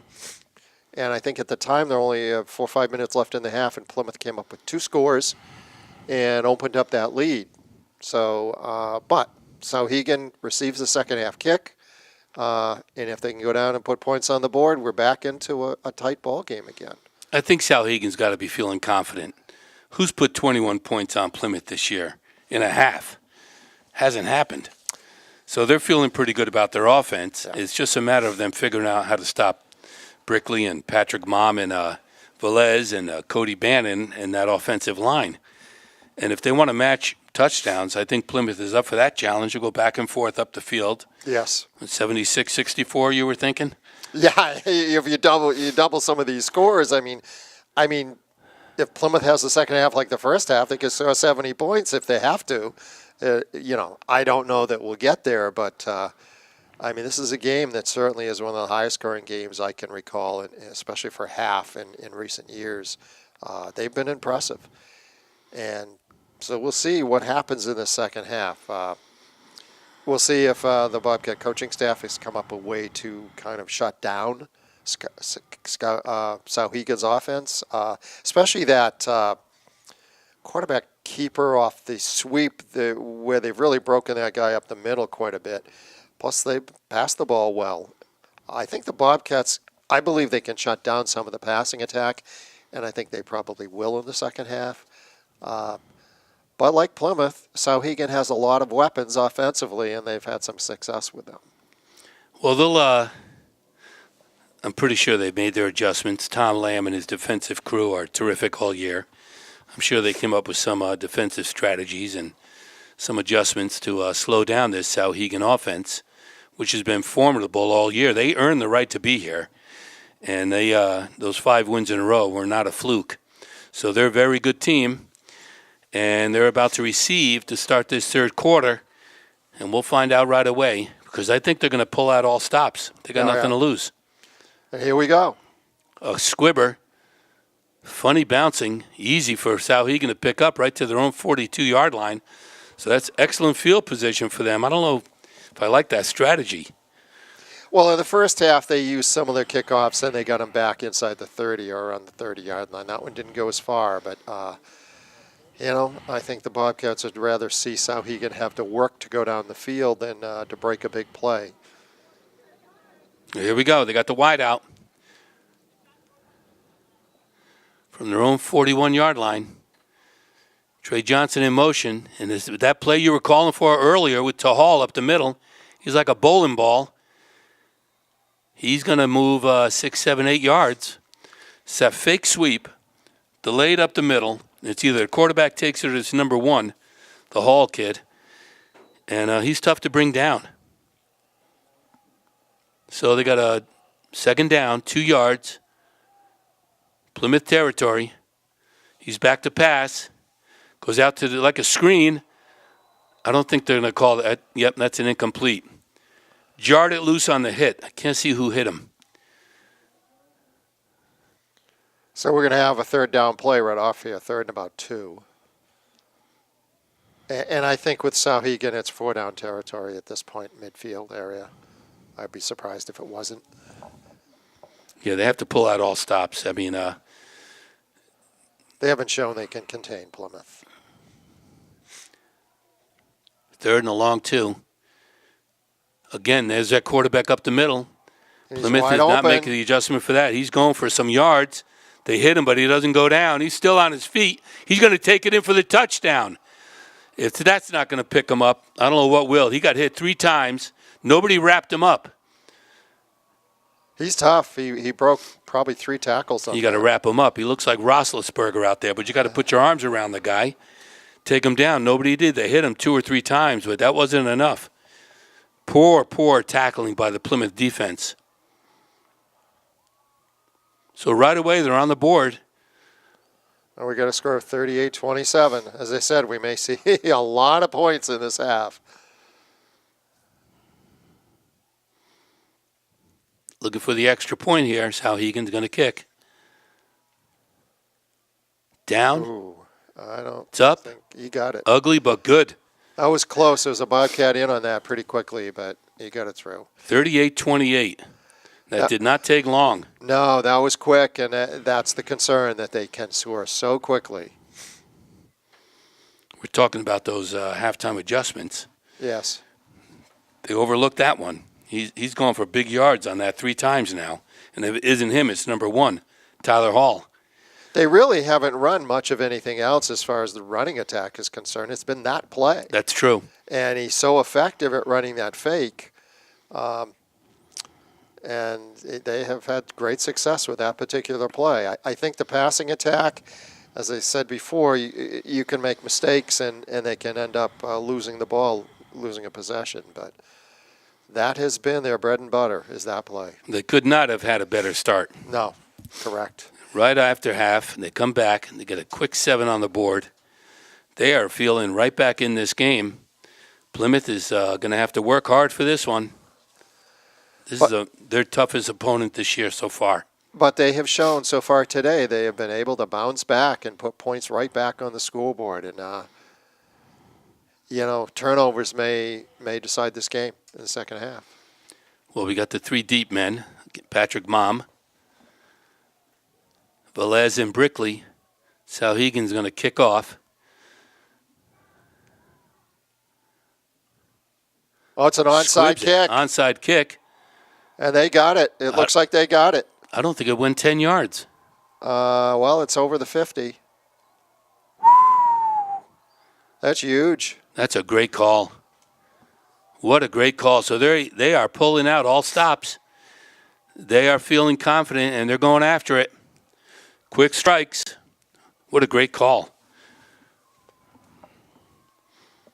1st and 10 inside Plymouth territory from the 47-yard line. Souhegan with an onside kick. I haven't seen that this year. They are feeling good about it. So right here, if they can march it in again, we got a ball game. Plymouth has got to dig in here. That was a gutsy call, and it paid off. Yeah. Caught us looking. We were not expecting that. We weren't ready for it.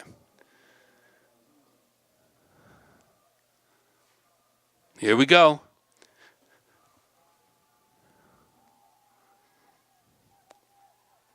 Back in the shotgun. John Loams, their senior quarterback, leading the way.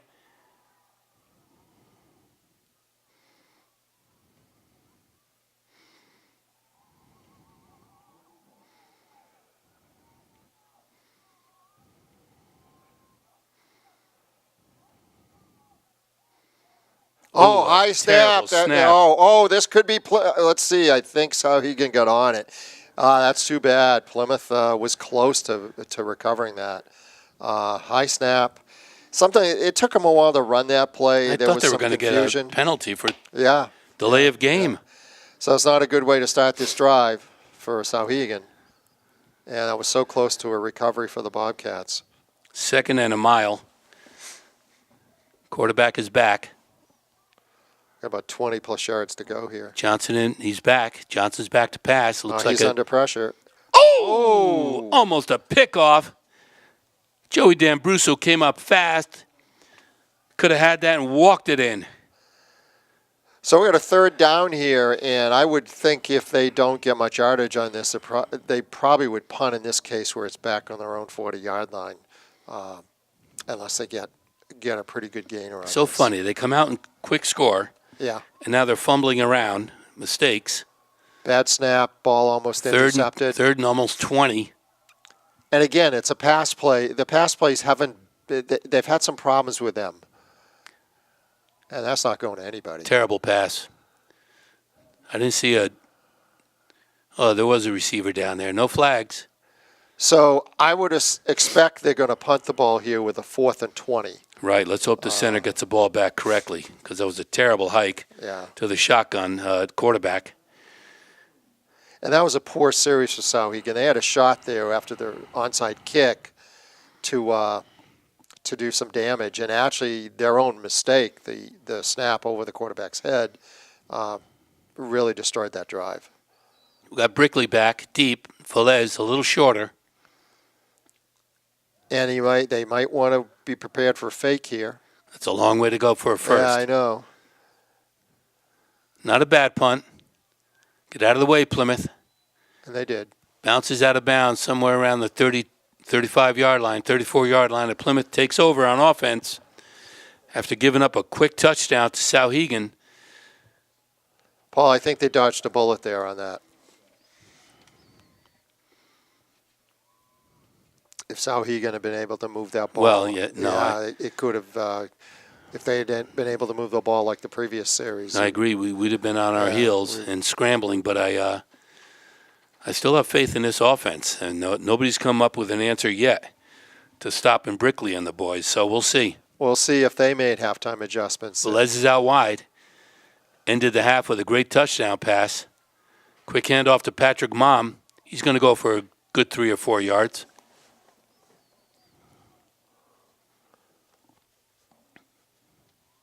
They got their work cut out for him. Souhegan's got to be feeling pretty good about this game. 28 points on Plymouth. No one's done that all year. 2nd. 2nd and 5. A long 5. Velez is out wide again. Bannon back, quick up the middle. Brickley close to moving those chains like he's done all day. It's going to be close. Oh, they're moving them. Moving them. Another Good job, first down. Owen. Good job, Owen. Plymouth ideally takes a good 6-8 minutes off the clock, finishes with a touchdown here, and see if Souhegan can respond to that. But what they do, grind it out, eat up the clock, move those chains. Velez is out wide. Motion right there. No, we're going up the middle instead. He's going to break free. Oh. Almost gone. He was within a step again. He got Great tripped run up. by Patrick Mom. He was going to be gone on that. He just tripped up. Hits that hole real quick. That's what he does. He's not breakaway speed, but hits the hole real quick. Another. Move those chains again. they've had so many plays where it's just been one last trip, one last stumble, where they've been wide open to go. Sun's out, no more flurries. Beautiful afternoon. Quick handoff right there.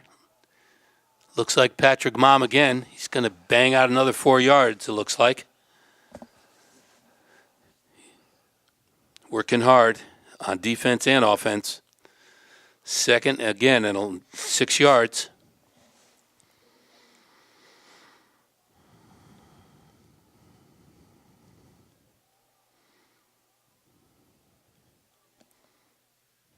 Tony Velez out wide again.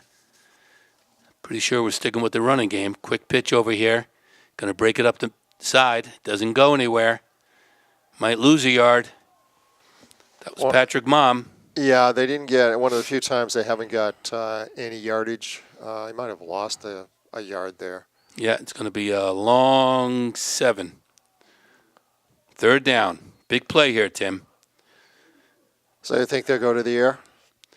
Souhegan 37-yard line. I don't know. No, I'd run it. Give it a brick. Get it close to 4th and then take it on the 4th. This is one you got to pull out all stops here. There it goes with Brickley. He's going to break for 3. Ooh. He's close. He's close. He's real close. Fights for those yards. I think he got it. He's moving the chains again. Big play. That was a 6 to 7 yard run. Big play. He is the go-to guy. Great leadership out there. Fights for those yards. Clock is still ticking. Offense is on the field and moving. Down to the Souhegan 32-yard line. 31-yard line.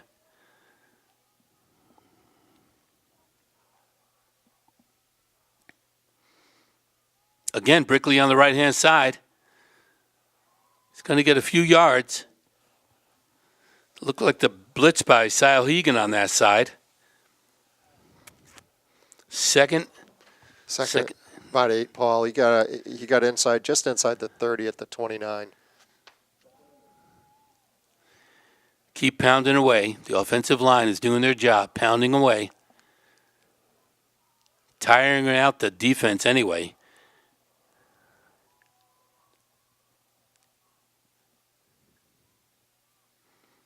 Bannon's back to pass. He's going to keep it. He's got to outrun number 1. He goes to get him at the ankles, doesn't get him. Moves those chains. Good run by Cody Bannon. I think that's about the 3rd time they've run that, and he's gotten significant yardage every time that he's carried it. Tyler Hall, the linebacker, broke through, went down for the shoestring tackle, but missed. So big first down by Plymouth. Down inside the 20-yard line. They are on the move, in control of the clock. Down to just about 6 minutes, 13 seconds, it looks like. This quarter's going by quickly.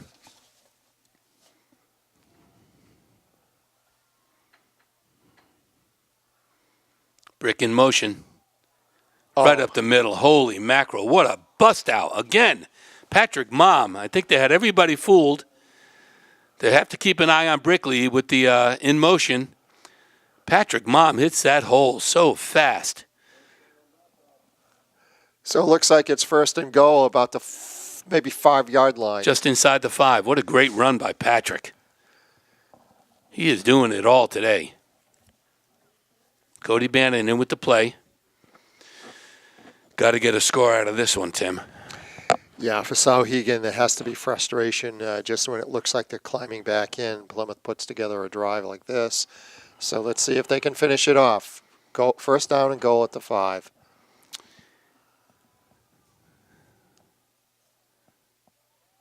Quick handoff right there. Goes nowhere. They're stuffed.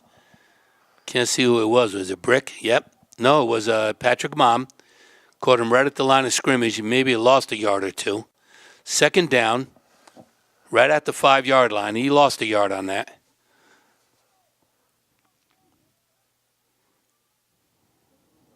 So I think they'll use the wide side of the field on this. Might be Owen Brickley if I had to guess. Yeah, I mean, they've got a lot of room coming to the side. It'll give some options with that space. Velez is out wide. Maybe you could put a block on this kid. There's a whistle. They were coming this way.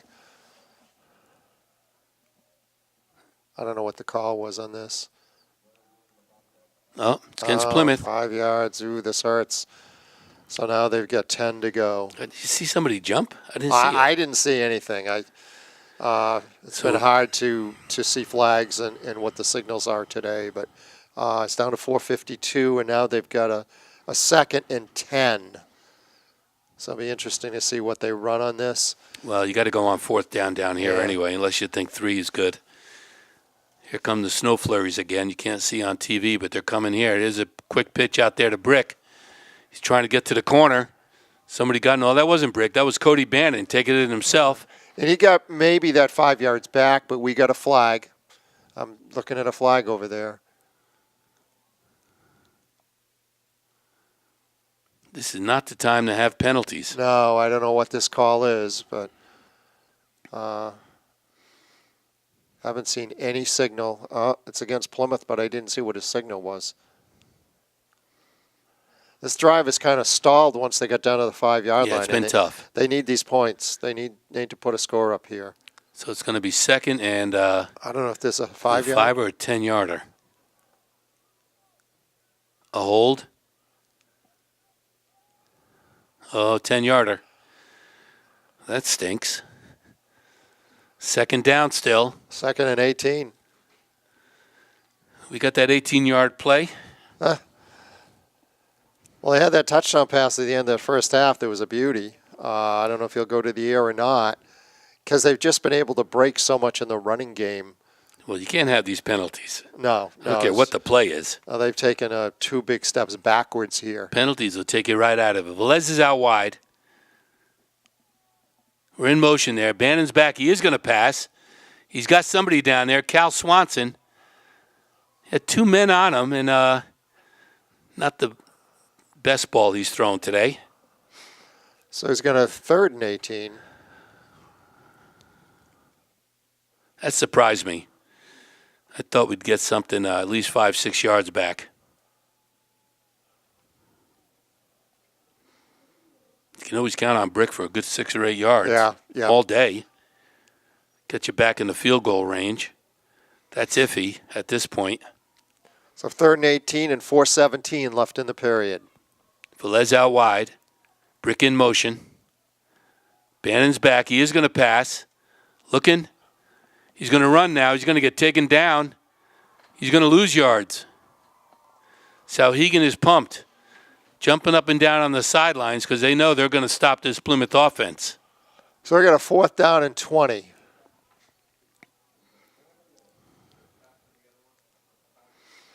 I don't see Pete Wingstead, so they're not going to consider a field goal. That's going to be too long. I wouldn't be surprised to see if they run some kind of draw play, some kind of misdirection here. Because Souhegan, they're looking for the pass at this point. Might be a great time to run something like that because you know how much they've broken some of these runs. The counter. Yeah, something that Brick is always taken. Yeah. So we've got a timeout here from Plymouth. So let's see what Coach Sanborn has up his sleeve for this with 3:30. Chewed up a lot of time in this quarter. Yeah. You don't want to go empty-handed. They got down there inside the 5, Tim. This is not like a Plymouth series. Not at all. No, 2 penalties have hurt. You can sometimes recover from the 5-yarder, but then they had a 10-yarder on top of that. Yeah, that's not playoff football. You cannot do playoff football with these flags. I have the feeling whatever's coming here, I think it's going to be something maybe we haven't seen. Well, that counter by Brickley, he's broken that many times. He's could break it just with the handoff, but that counter play, they've worked that to perfection. I don't know what they're going to do here. Maybe try a pass with Velez? You know, it reminds me of the Patriots. Look at the wind, blowing the ball off the ground.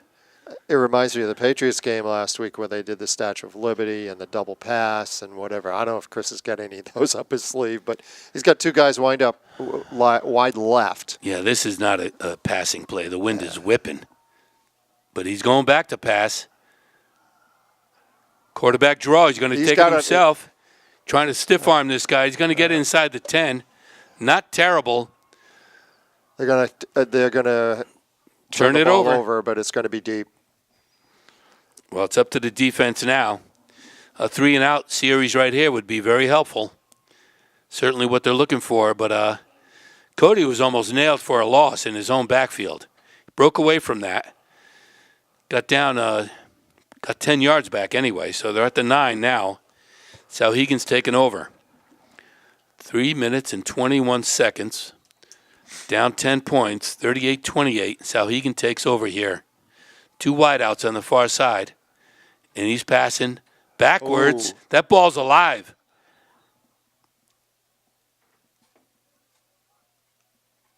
That was a backwards pass. So Yeah, he dropped right on it. they're calling it incomplete. I thought that was a backwards pass. It looked that way to me. I would have thought the ball would have been placed back where that ball was passed, but they are moving it back to the line of scrimmage. Well, he jumped on it like it was a backwards pass.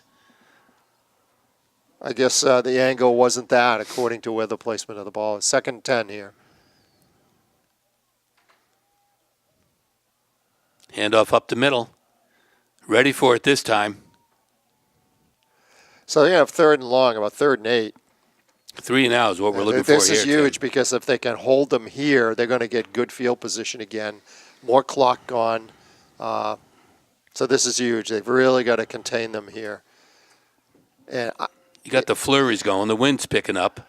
not exactly great passing weather. 3 wideouts to our side. He's back and he's That's looking. where he's going. Looking for that and screenplay got again. him. Oh, goodness. He's got to pull him down. He's not going to get the first I down. don't know. It's going to be close. Depends on where they put it. It's going to be very close. It looks like he's short. At least a yard. Yeah, by about a yard. Can you risk it here in 4th down? No. Then they've got to punt. They're not looking like they're They're punting. not looking, but they're in. To risk it here. I love it. Pull out all stops. Go for it. It's only a yard or 2. Looks like they're going to. I cannot believe they're going for this. Crazy. They got 4th and 1 on the scoreboard, and I'd say it's a long one. Maybe this quarterback do a quick kick. Oh, we got a timeout. Who called it? It just doesn't. If they don't. Souhegan this. timeout. Yeah, if they don't convert this, they're giving Plymouth the ball down around the 20-yard line. I think they've got to boot this, but Quick kick from the quarterback position. Nobody deep. It's a big risk, but this is it. This playoff game. Minute 59 seconds in the 3rd, so not a lot of time left, and some of these seniors aren't going to dress again. Depends who wins this game. and probably what Souhegan's looking at is their inability to contain Plymouth's offense for the most part today.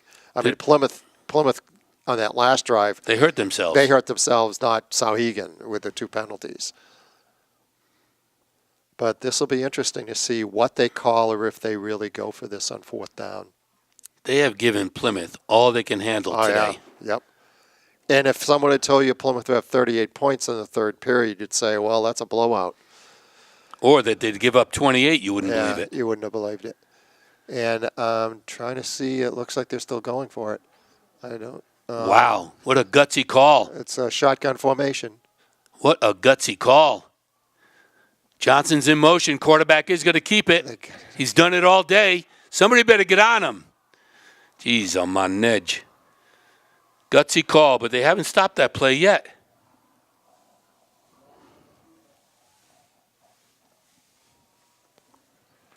So we got a good 10 or 12-yard gain out of that and a 1st down. Got to give Souhegan credit. Yeah, that was a gutsy call. That's Was right. it from their own 18? Yeah.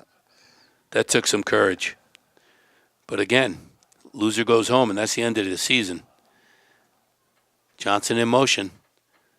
Gives it to him this time. He's going to find the room. He's breaking away. Brickley with a saving tackle right there. Well, they got the ball out near midfield, so they're moving the ball again. Tough challenge today. Wow. And we're down to a minute 25 in this period. Souhegan from their own 49-yard line, looking to keep these chains moving, put some more points on the board.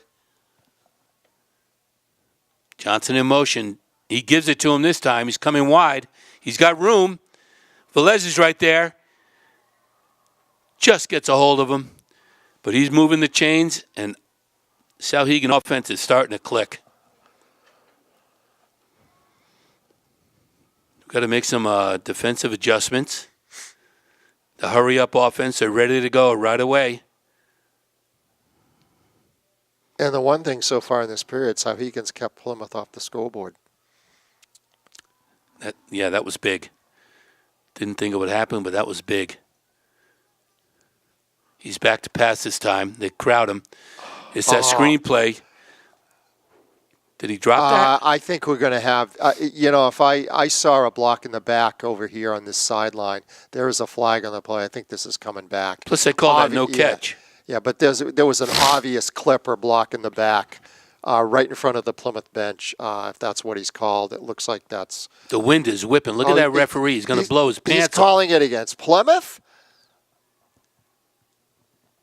Oh, boy. I don't know what the heck because right in front of the Plymouth bench, there was an obvious block in the back that they didn't call. Wow. I don't get this call. Wow.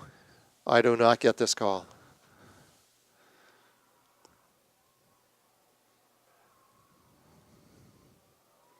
And the wind is picking up. Wow, they're down to the 21-yard line of Plymouth, knocking on the door. First down. Wind is whipping. Flurries. Johnson in motion. Doesn't give it to him. This quarterback, this time, just gets back to the line of scrimmage. He's been tough all day to bring down. They are playing with confidence right now, Tim. Yeah, yep. And the weather's not helping. Swirling flurries. I don't know if you could tell.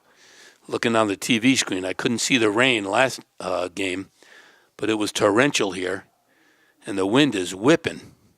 Yes. Down to 9 seconds. Johnson in motion. Quick throw over there.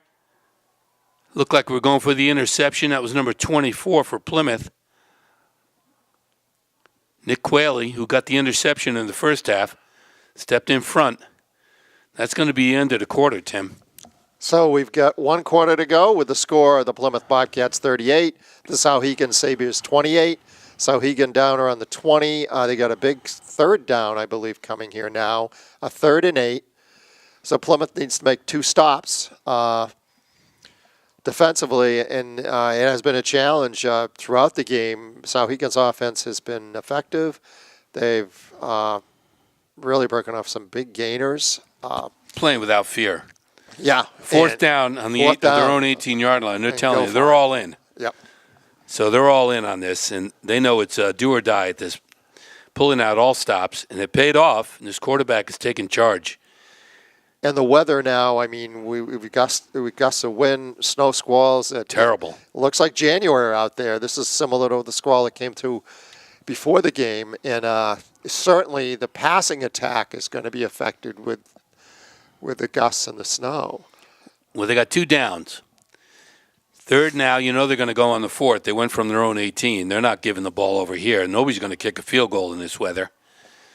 So 2 downs to stop Souhegan from continuing this great offensive series. They've shown a lot of guts. 3rd and about 7 or 8. Quarterback is back. 2 wideouts. That counter up the middle. Tyler Hall. He's still short by a good 4 yards. Well, he's going for longer than that earlier, Yeah. but so that was a good stop. So it's going to be 4th and about 3. And Souhegan's playing pretty clean. No penalties. I'm still surprised that last call with the block in the back. Yeah. Called against Plymouth or whatever that call was. Well, that was a 15-yarder. Well, in front of me, in front of the bench, I saw it, and when I saw the flag, I figured for sure that was going to be the call. Here we go, 4th. Big play here.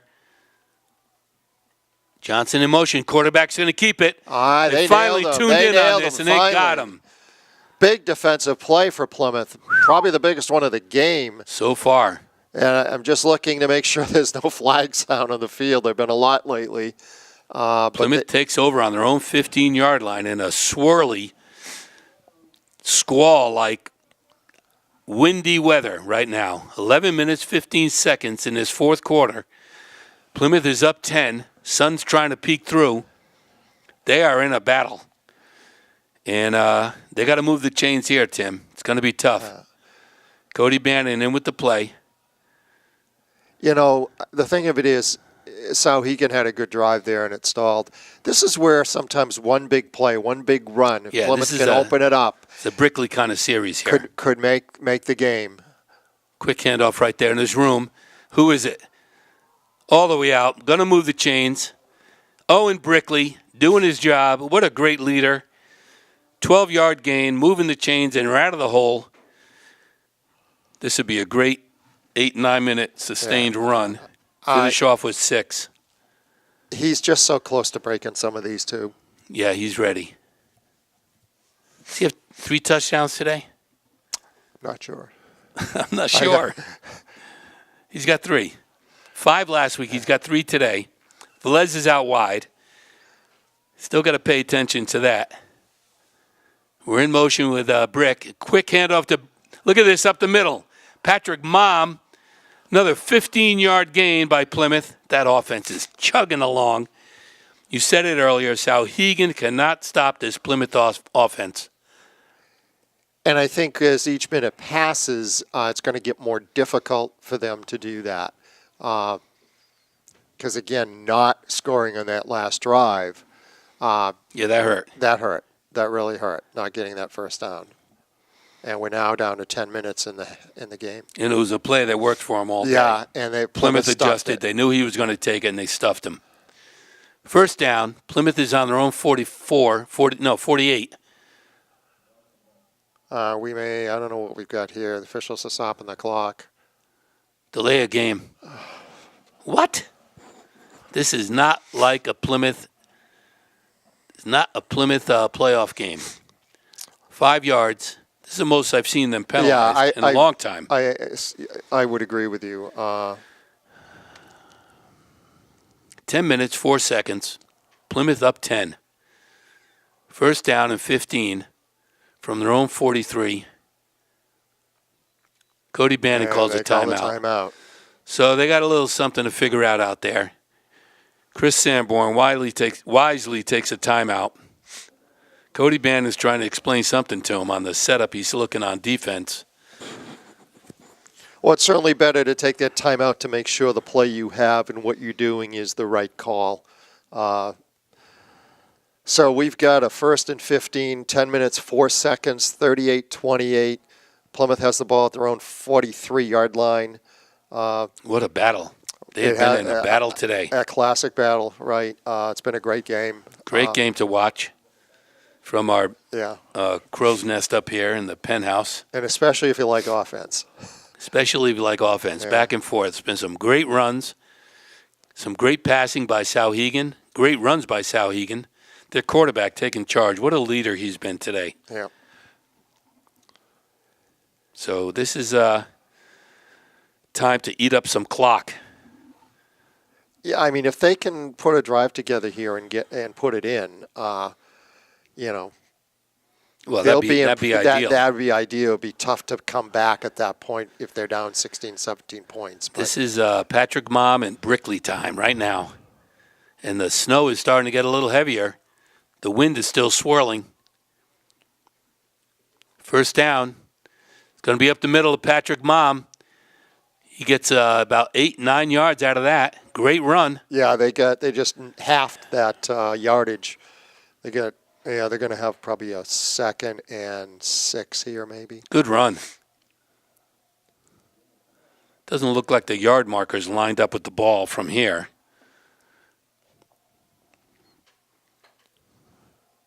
Second down, long 6. Plymouth in the swirls.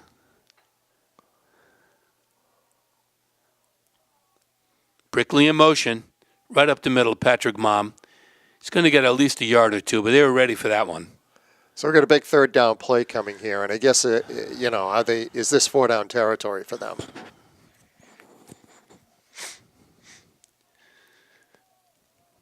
I think we got what it takes to move these chains on this play. I think I'm looking. I think they're going to go to the wide side of the field, which would be over towards their sideline, Souhegan sideline. They've got some space there. Velez is out there wide, Yeah. bringing over the defense with him. Brickley's out to the right. No, he's in motion. He's going that way. Another one to Patrick Mom, chugging along. He's very close. I thought somebody got him on the face mask. Souhegan's pointing the other way, but it's only third down, boys. He's moving the chains again. He's gotten many of those big third down Patrick runs. Mom, the diesel, chugging along. Can't bring him down by yourself. You need a couple guys to help you. And when you need it most, those senior captains, they come through. They've been coming through. Today has been a great challenge for them, and they're up for it. So first down, Tim, 8:22, and the clock's running. Down close to the 42-yard line of Souhegan. There goes the brick. He's trying to go wide. He's going to cut it upfield. He's got a little room. He's still going. They can't bring him down. He fights his way all the way down to the 22-yard line, moving the chains. Another big run by the brick. Wow. Good blocking up front. He picks his way. One guy can't bring him down. Just outstanding. And the clock keeps on moving. We're down under 8 minutes. This is what Plymouth does best. Control the game. Control the clock. Beat up on that defense. Offensive line doing a great job today. Quick hitter up the middle of Patrick Mom. One of the few times they've stopped that. I don't know, he might have Small gotten a game. yard. Yeah, maybe a yard or two. It's okay. Tick, tick, tick. 7:26 and ticking. For Souhegan, the tough part is they're 2 scores down. And Plymouth if they can just keep on moving this ball in this drive. Yeah, the defense has had not much success against its offense. Cal Swanson is going to be the counter to Brick. Fights off 2 tacklers. That's the one he's broken before. This time they're on him. Breaks away from 2 guys. Picks up a couple yards.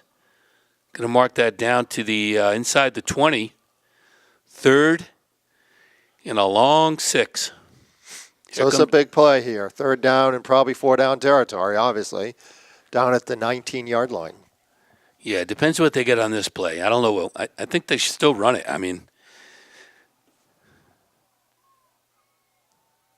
here we go. Bricks in motion. They give it to him. No, they don't. It's up the middle. Patrick Mom, look at this kid go. Oh, They won't go down. Unbelievable. Fighting his way down inside the 5-yard line. He has got the quickest hit the hole feet. So fast on that handoff, faked me out. What a great run by Patrick Mom. So they're down at the 3. The last time they were in this kind of territory is when they had some penalties and they weren't able to convert. So this is huge that they have no penalties and punch this in, because if they do, they're in great position. Under 6 minutes, too. Yeah. 5:57 and counting. Come on, Plymouth. Cal Swanson in motion. Brickley's on that side as well. Give it to guess who? The big kid, the diesel. Good. He's in. Plows his way in. Patrick Mom. What a great offensive series by Plymouth. 5 minutes, 43 seconds, and they score. So it makes it 44-28.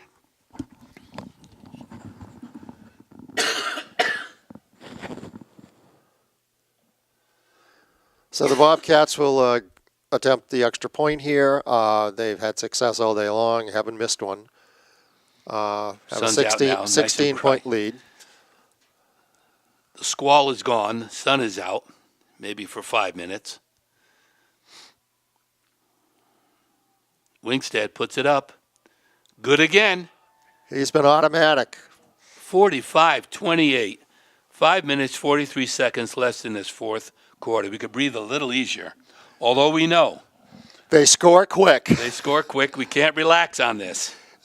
But Plymouth has responded. They've gotten off the mat every single time and responded. Just outstanding today. That was a great drive when they needed it. That stop down at this end on that fourth down play was huge. Then they turned around and marched it all the way down the field, ate up clock, added a touchdown to the total, and 17-point lead with, I believe, just over 5 minutes left. 5:43. 5:43 is going to be tough. Souhegan was down 17 to begin with. Yeah. And they came right back. You're right. They score quick. They're quick hitters. The snow has stopped. Maybe the wind's going to die down a little, help their passing game. Pete Wingstead, I hope, puts one down there deep. I think he's going to continue with the bouncing strategy, although the last time it didn't go very far. Earlier in the game, he had some really excellent kicks that went down around the 25 to 30, and that's where he needs to get this one. Much better. Good pooch. Hit a gap, it's going to go out of bounds, though. So they're going to get it on the 30 anyway. That's all right. No return. So I think they get it on the 40, Paul, or they have to re-kick it. I'm not sure what they're going to do here. The 40. Yeah. 30. Nope, the 40. Wow. Yeah, if you kick it out of bounds. 35, right in the middle. I'm just seeing where we'll find out. No, 35, right in the And middle. they're putting it on the 35? Well, that's good. Yeah, that's good field Okay, position for all right. Souhegan. They can't complain. No. So let's see. I think we may see the ball going in the air here. 5 minutes, 43 seconds. Thought he jumped off sides on that. They didn't call it. Good pass. He's out of bounds. Souhegan trying to move these chains. Second down now with about 4 to go. Long 4. They're in that hurry-up offense. The key here is can Plymouth contain them, and if they scored, make them take it so long that they can't do much more. Another pass, no good. Right through the hands. Again, Paul, I just think if they're throwing the ball, there's the danger that a ball's going to get tipped and the Bobcats will pick it off. That was Hunter Lassard on that, covering him. Third down now. They're probably going to go on fourth anyway, aren't they? Yeah. Oh, yeah, definitely. Again, over to that side. He strikes it. Good catch and a first down. Can't see who that number 18 maybe? They're basically throwing short passes to the sideline, 6 or 8 yard passes at a time. They're moving the ball slowly. 5 minutes, 26 seconds. Quarterback back again. Finally under pressure. He's going to go down. Jackson Palumbo, very tough to block him. He's very quick, wiry. The big kids can't figure out how quick he is. But First time we've caught him back there. That's a great defensive stop. That was a big loss. He lost 10 yards anyway.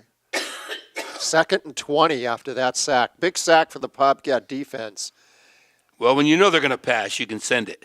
Send your defense in there. Pressure him. Again, he's going to pass. He's going all the way down the field this time. What a great catch! Is he out of bounds? I think they waved him. I think they waved it out of bounds, but I'm not sure. Maybe he dropped it. Yeah, they waved it. He went up and got that ball. That was a great catch. Yeah, it was. I don't know if he dropped it or was out of bounds.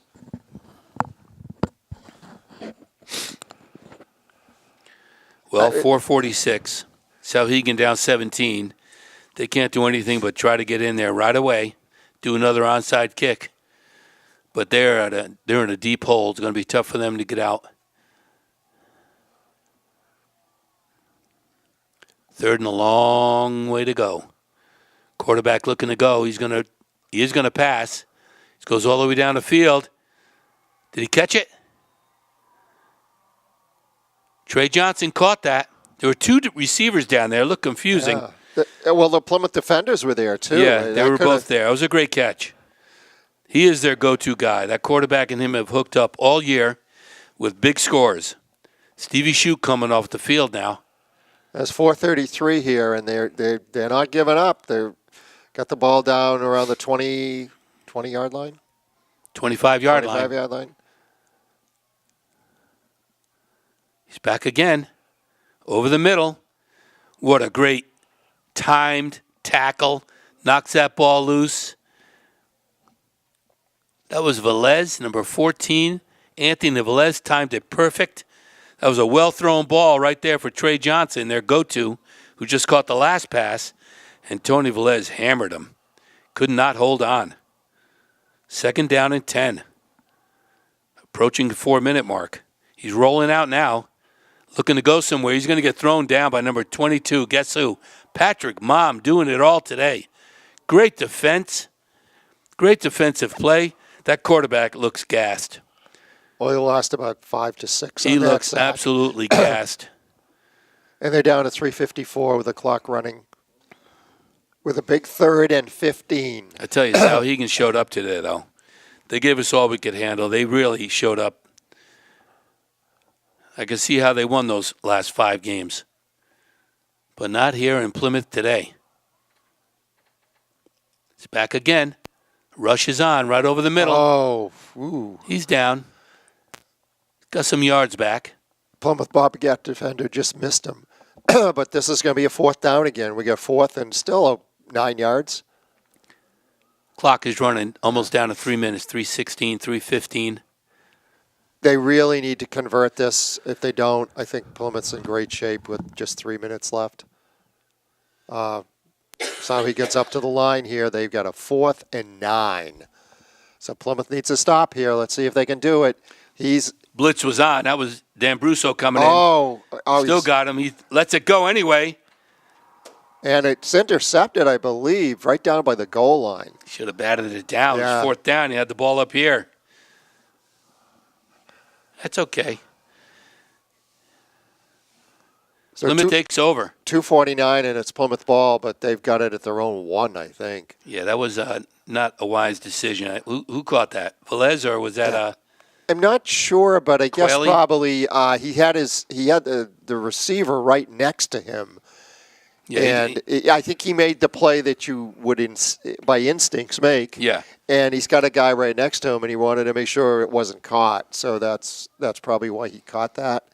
But it's right on the goal line. So the Bobcats, I think the first play we're going to see is probably a quarterback sneak. I think you do the old Brickley around this side for 99 The 99-yard end run, huh? for his 4th touchdown today. I think they're going to be safe. Let's see who gets this one right. Somebody up the middle.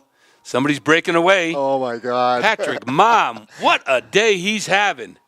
Big run. He hits that hole so quick. Gets it out of that hole all the way up to the Plymouth 35-yard. That great run. Great run. 2 minutes and 37 seconds. They could rest easy now, Plymouth. They are in complete command. They just kill the clock here. Their offense has been impressive today, and I think we've always known defensively they've been a power all year long. But the offense has just been unbelievable with their performance. He hits that hole so quick. There goes the brick in motion again. Patrick Mom up the middle for a very little gain, maybe a yard or two. Approaching the 2-minute mark. Wow, what a tough day. But Plymouth responded. Answered the bell and showed up big today.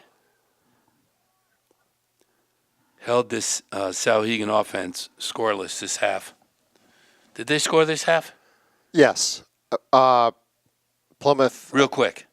Yeah, it was 38-21 at the half. Both teams have scored once. But not since. It's only been one touchdown. It's been a 7-7 second half at this point. A little bit different than the first half. Goes the brick. He's got it.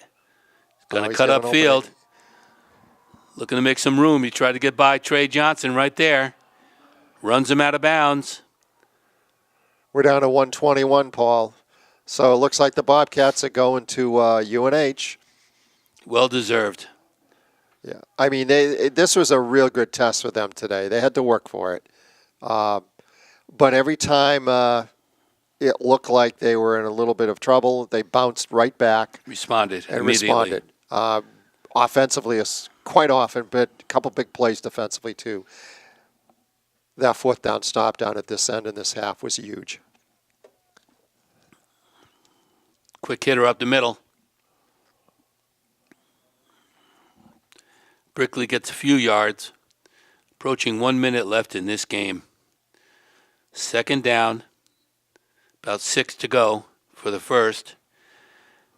They're just going to let this clock run, aren't they? Yeah, and we're going to, of course, we don't know who they'll play later today down at Portsmouth. St. Thomas and Elverin will go up against each other. Those are, I think, the second and third seeds. So that should be an interesting game. And they're going into victory formation now. And just sit on the ball and...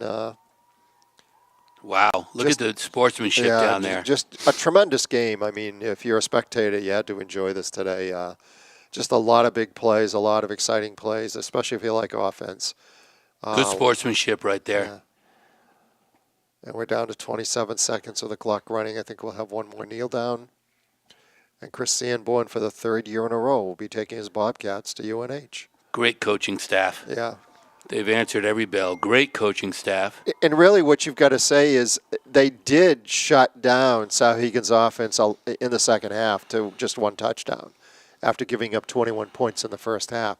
Souhegan moved the ball some, but they made the big play when they needed to. It's a great test, a great tune-up. Great tune-up. For whoever they have next week. And that game started at 3:30. We might get our producer to give us an update. And we'll know if it's going to be Alburn or St. Thomas. Both are formidable opponents. They're probably just starting down there at this point. It's not quite 3:30, so I don't know. We probably won't have a score.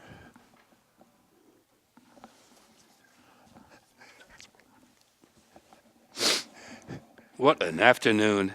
The fans had to love this. Fabulous game. Yeah. Well played. A lot of courage.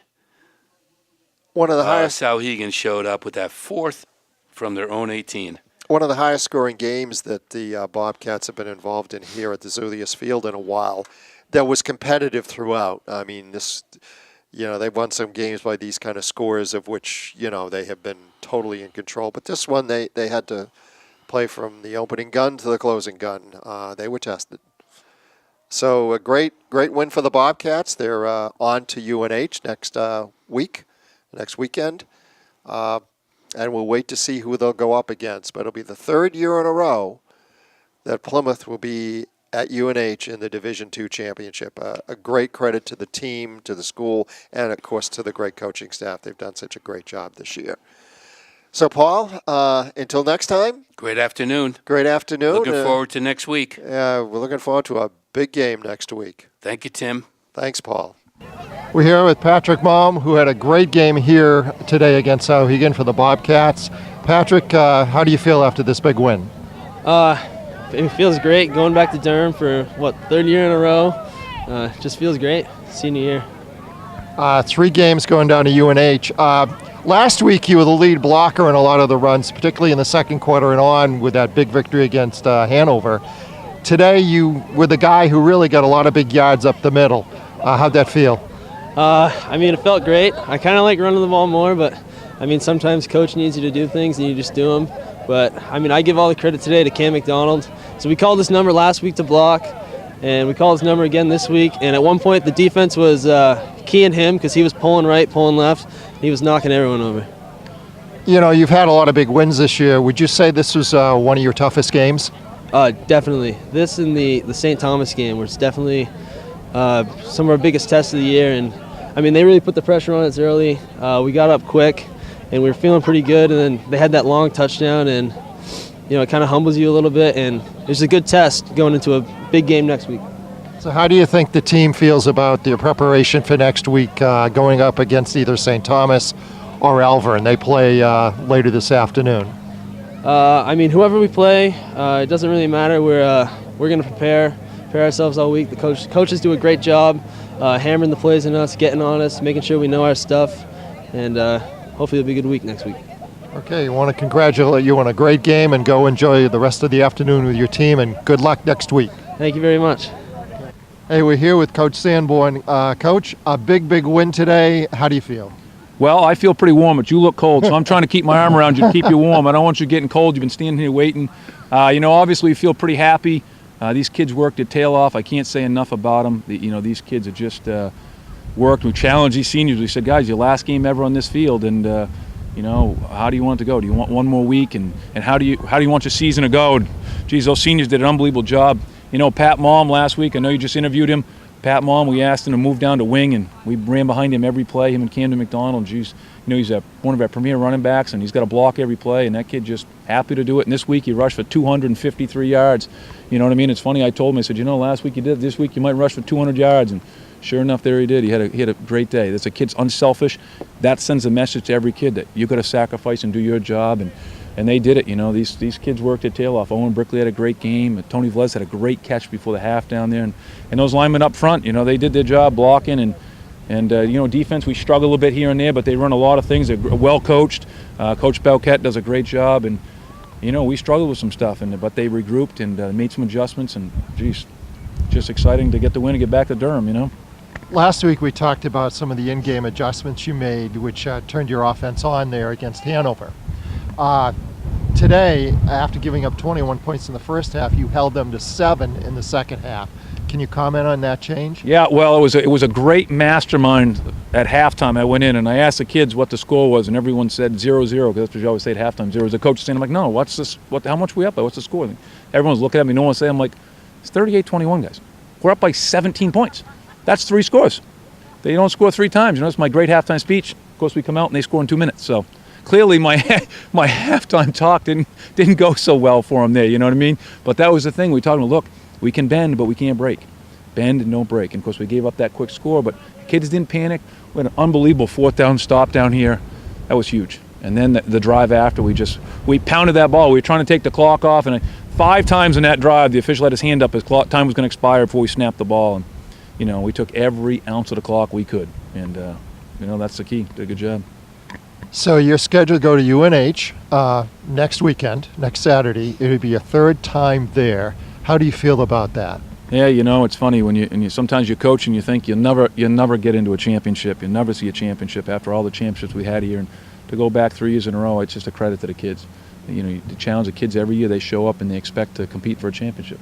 May not happen, but that's their expectation. They're willing to sacrifice and work the tail off to compete for a championship, and just proud of them. You know, those seniors, they wanted to get back down to Durham, and whether or not you win, you know, right now we've got a shot at it, and we did get back down there, and pretty special. We'll be the home team next week, so we'll get to wear our blues for the 3rd year in a row, and the boys are pretty excited about that, you know, and hey, just get back to Durham, you know, and it should be old hat for them. They've done it a couple times, so we're just excited to be there.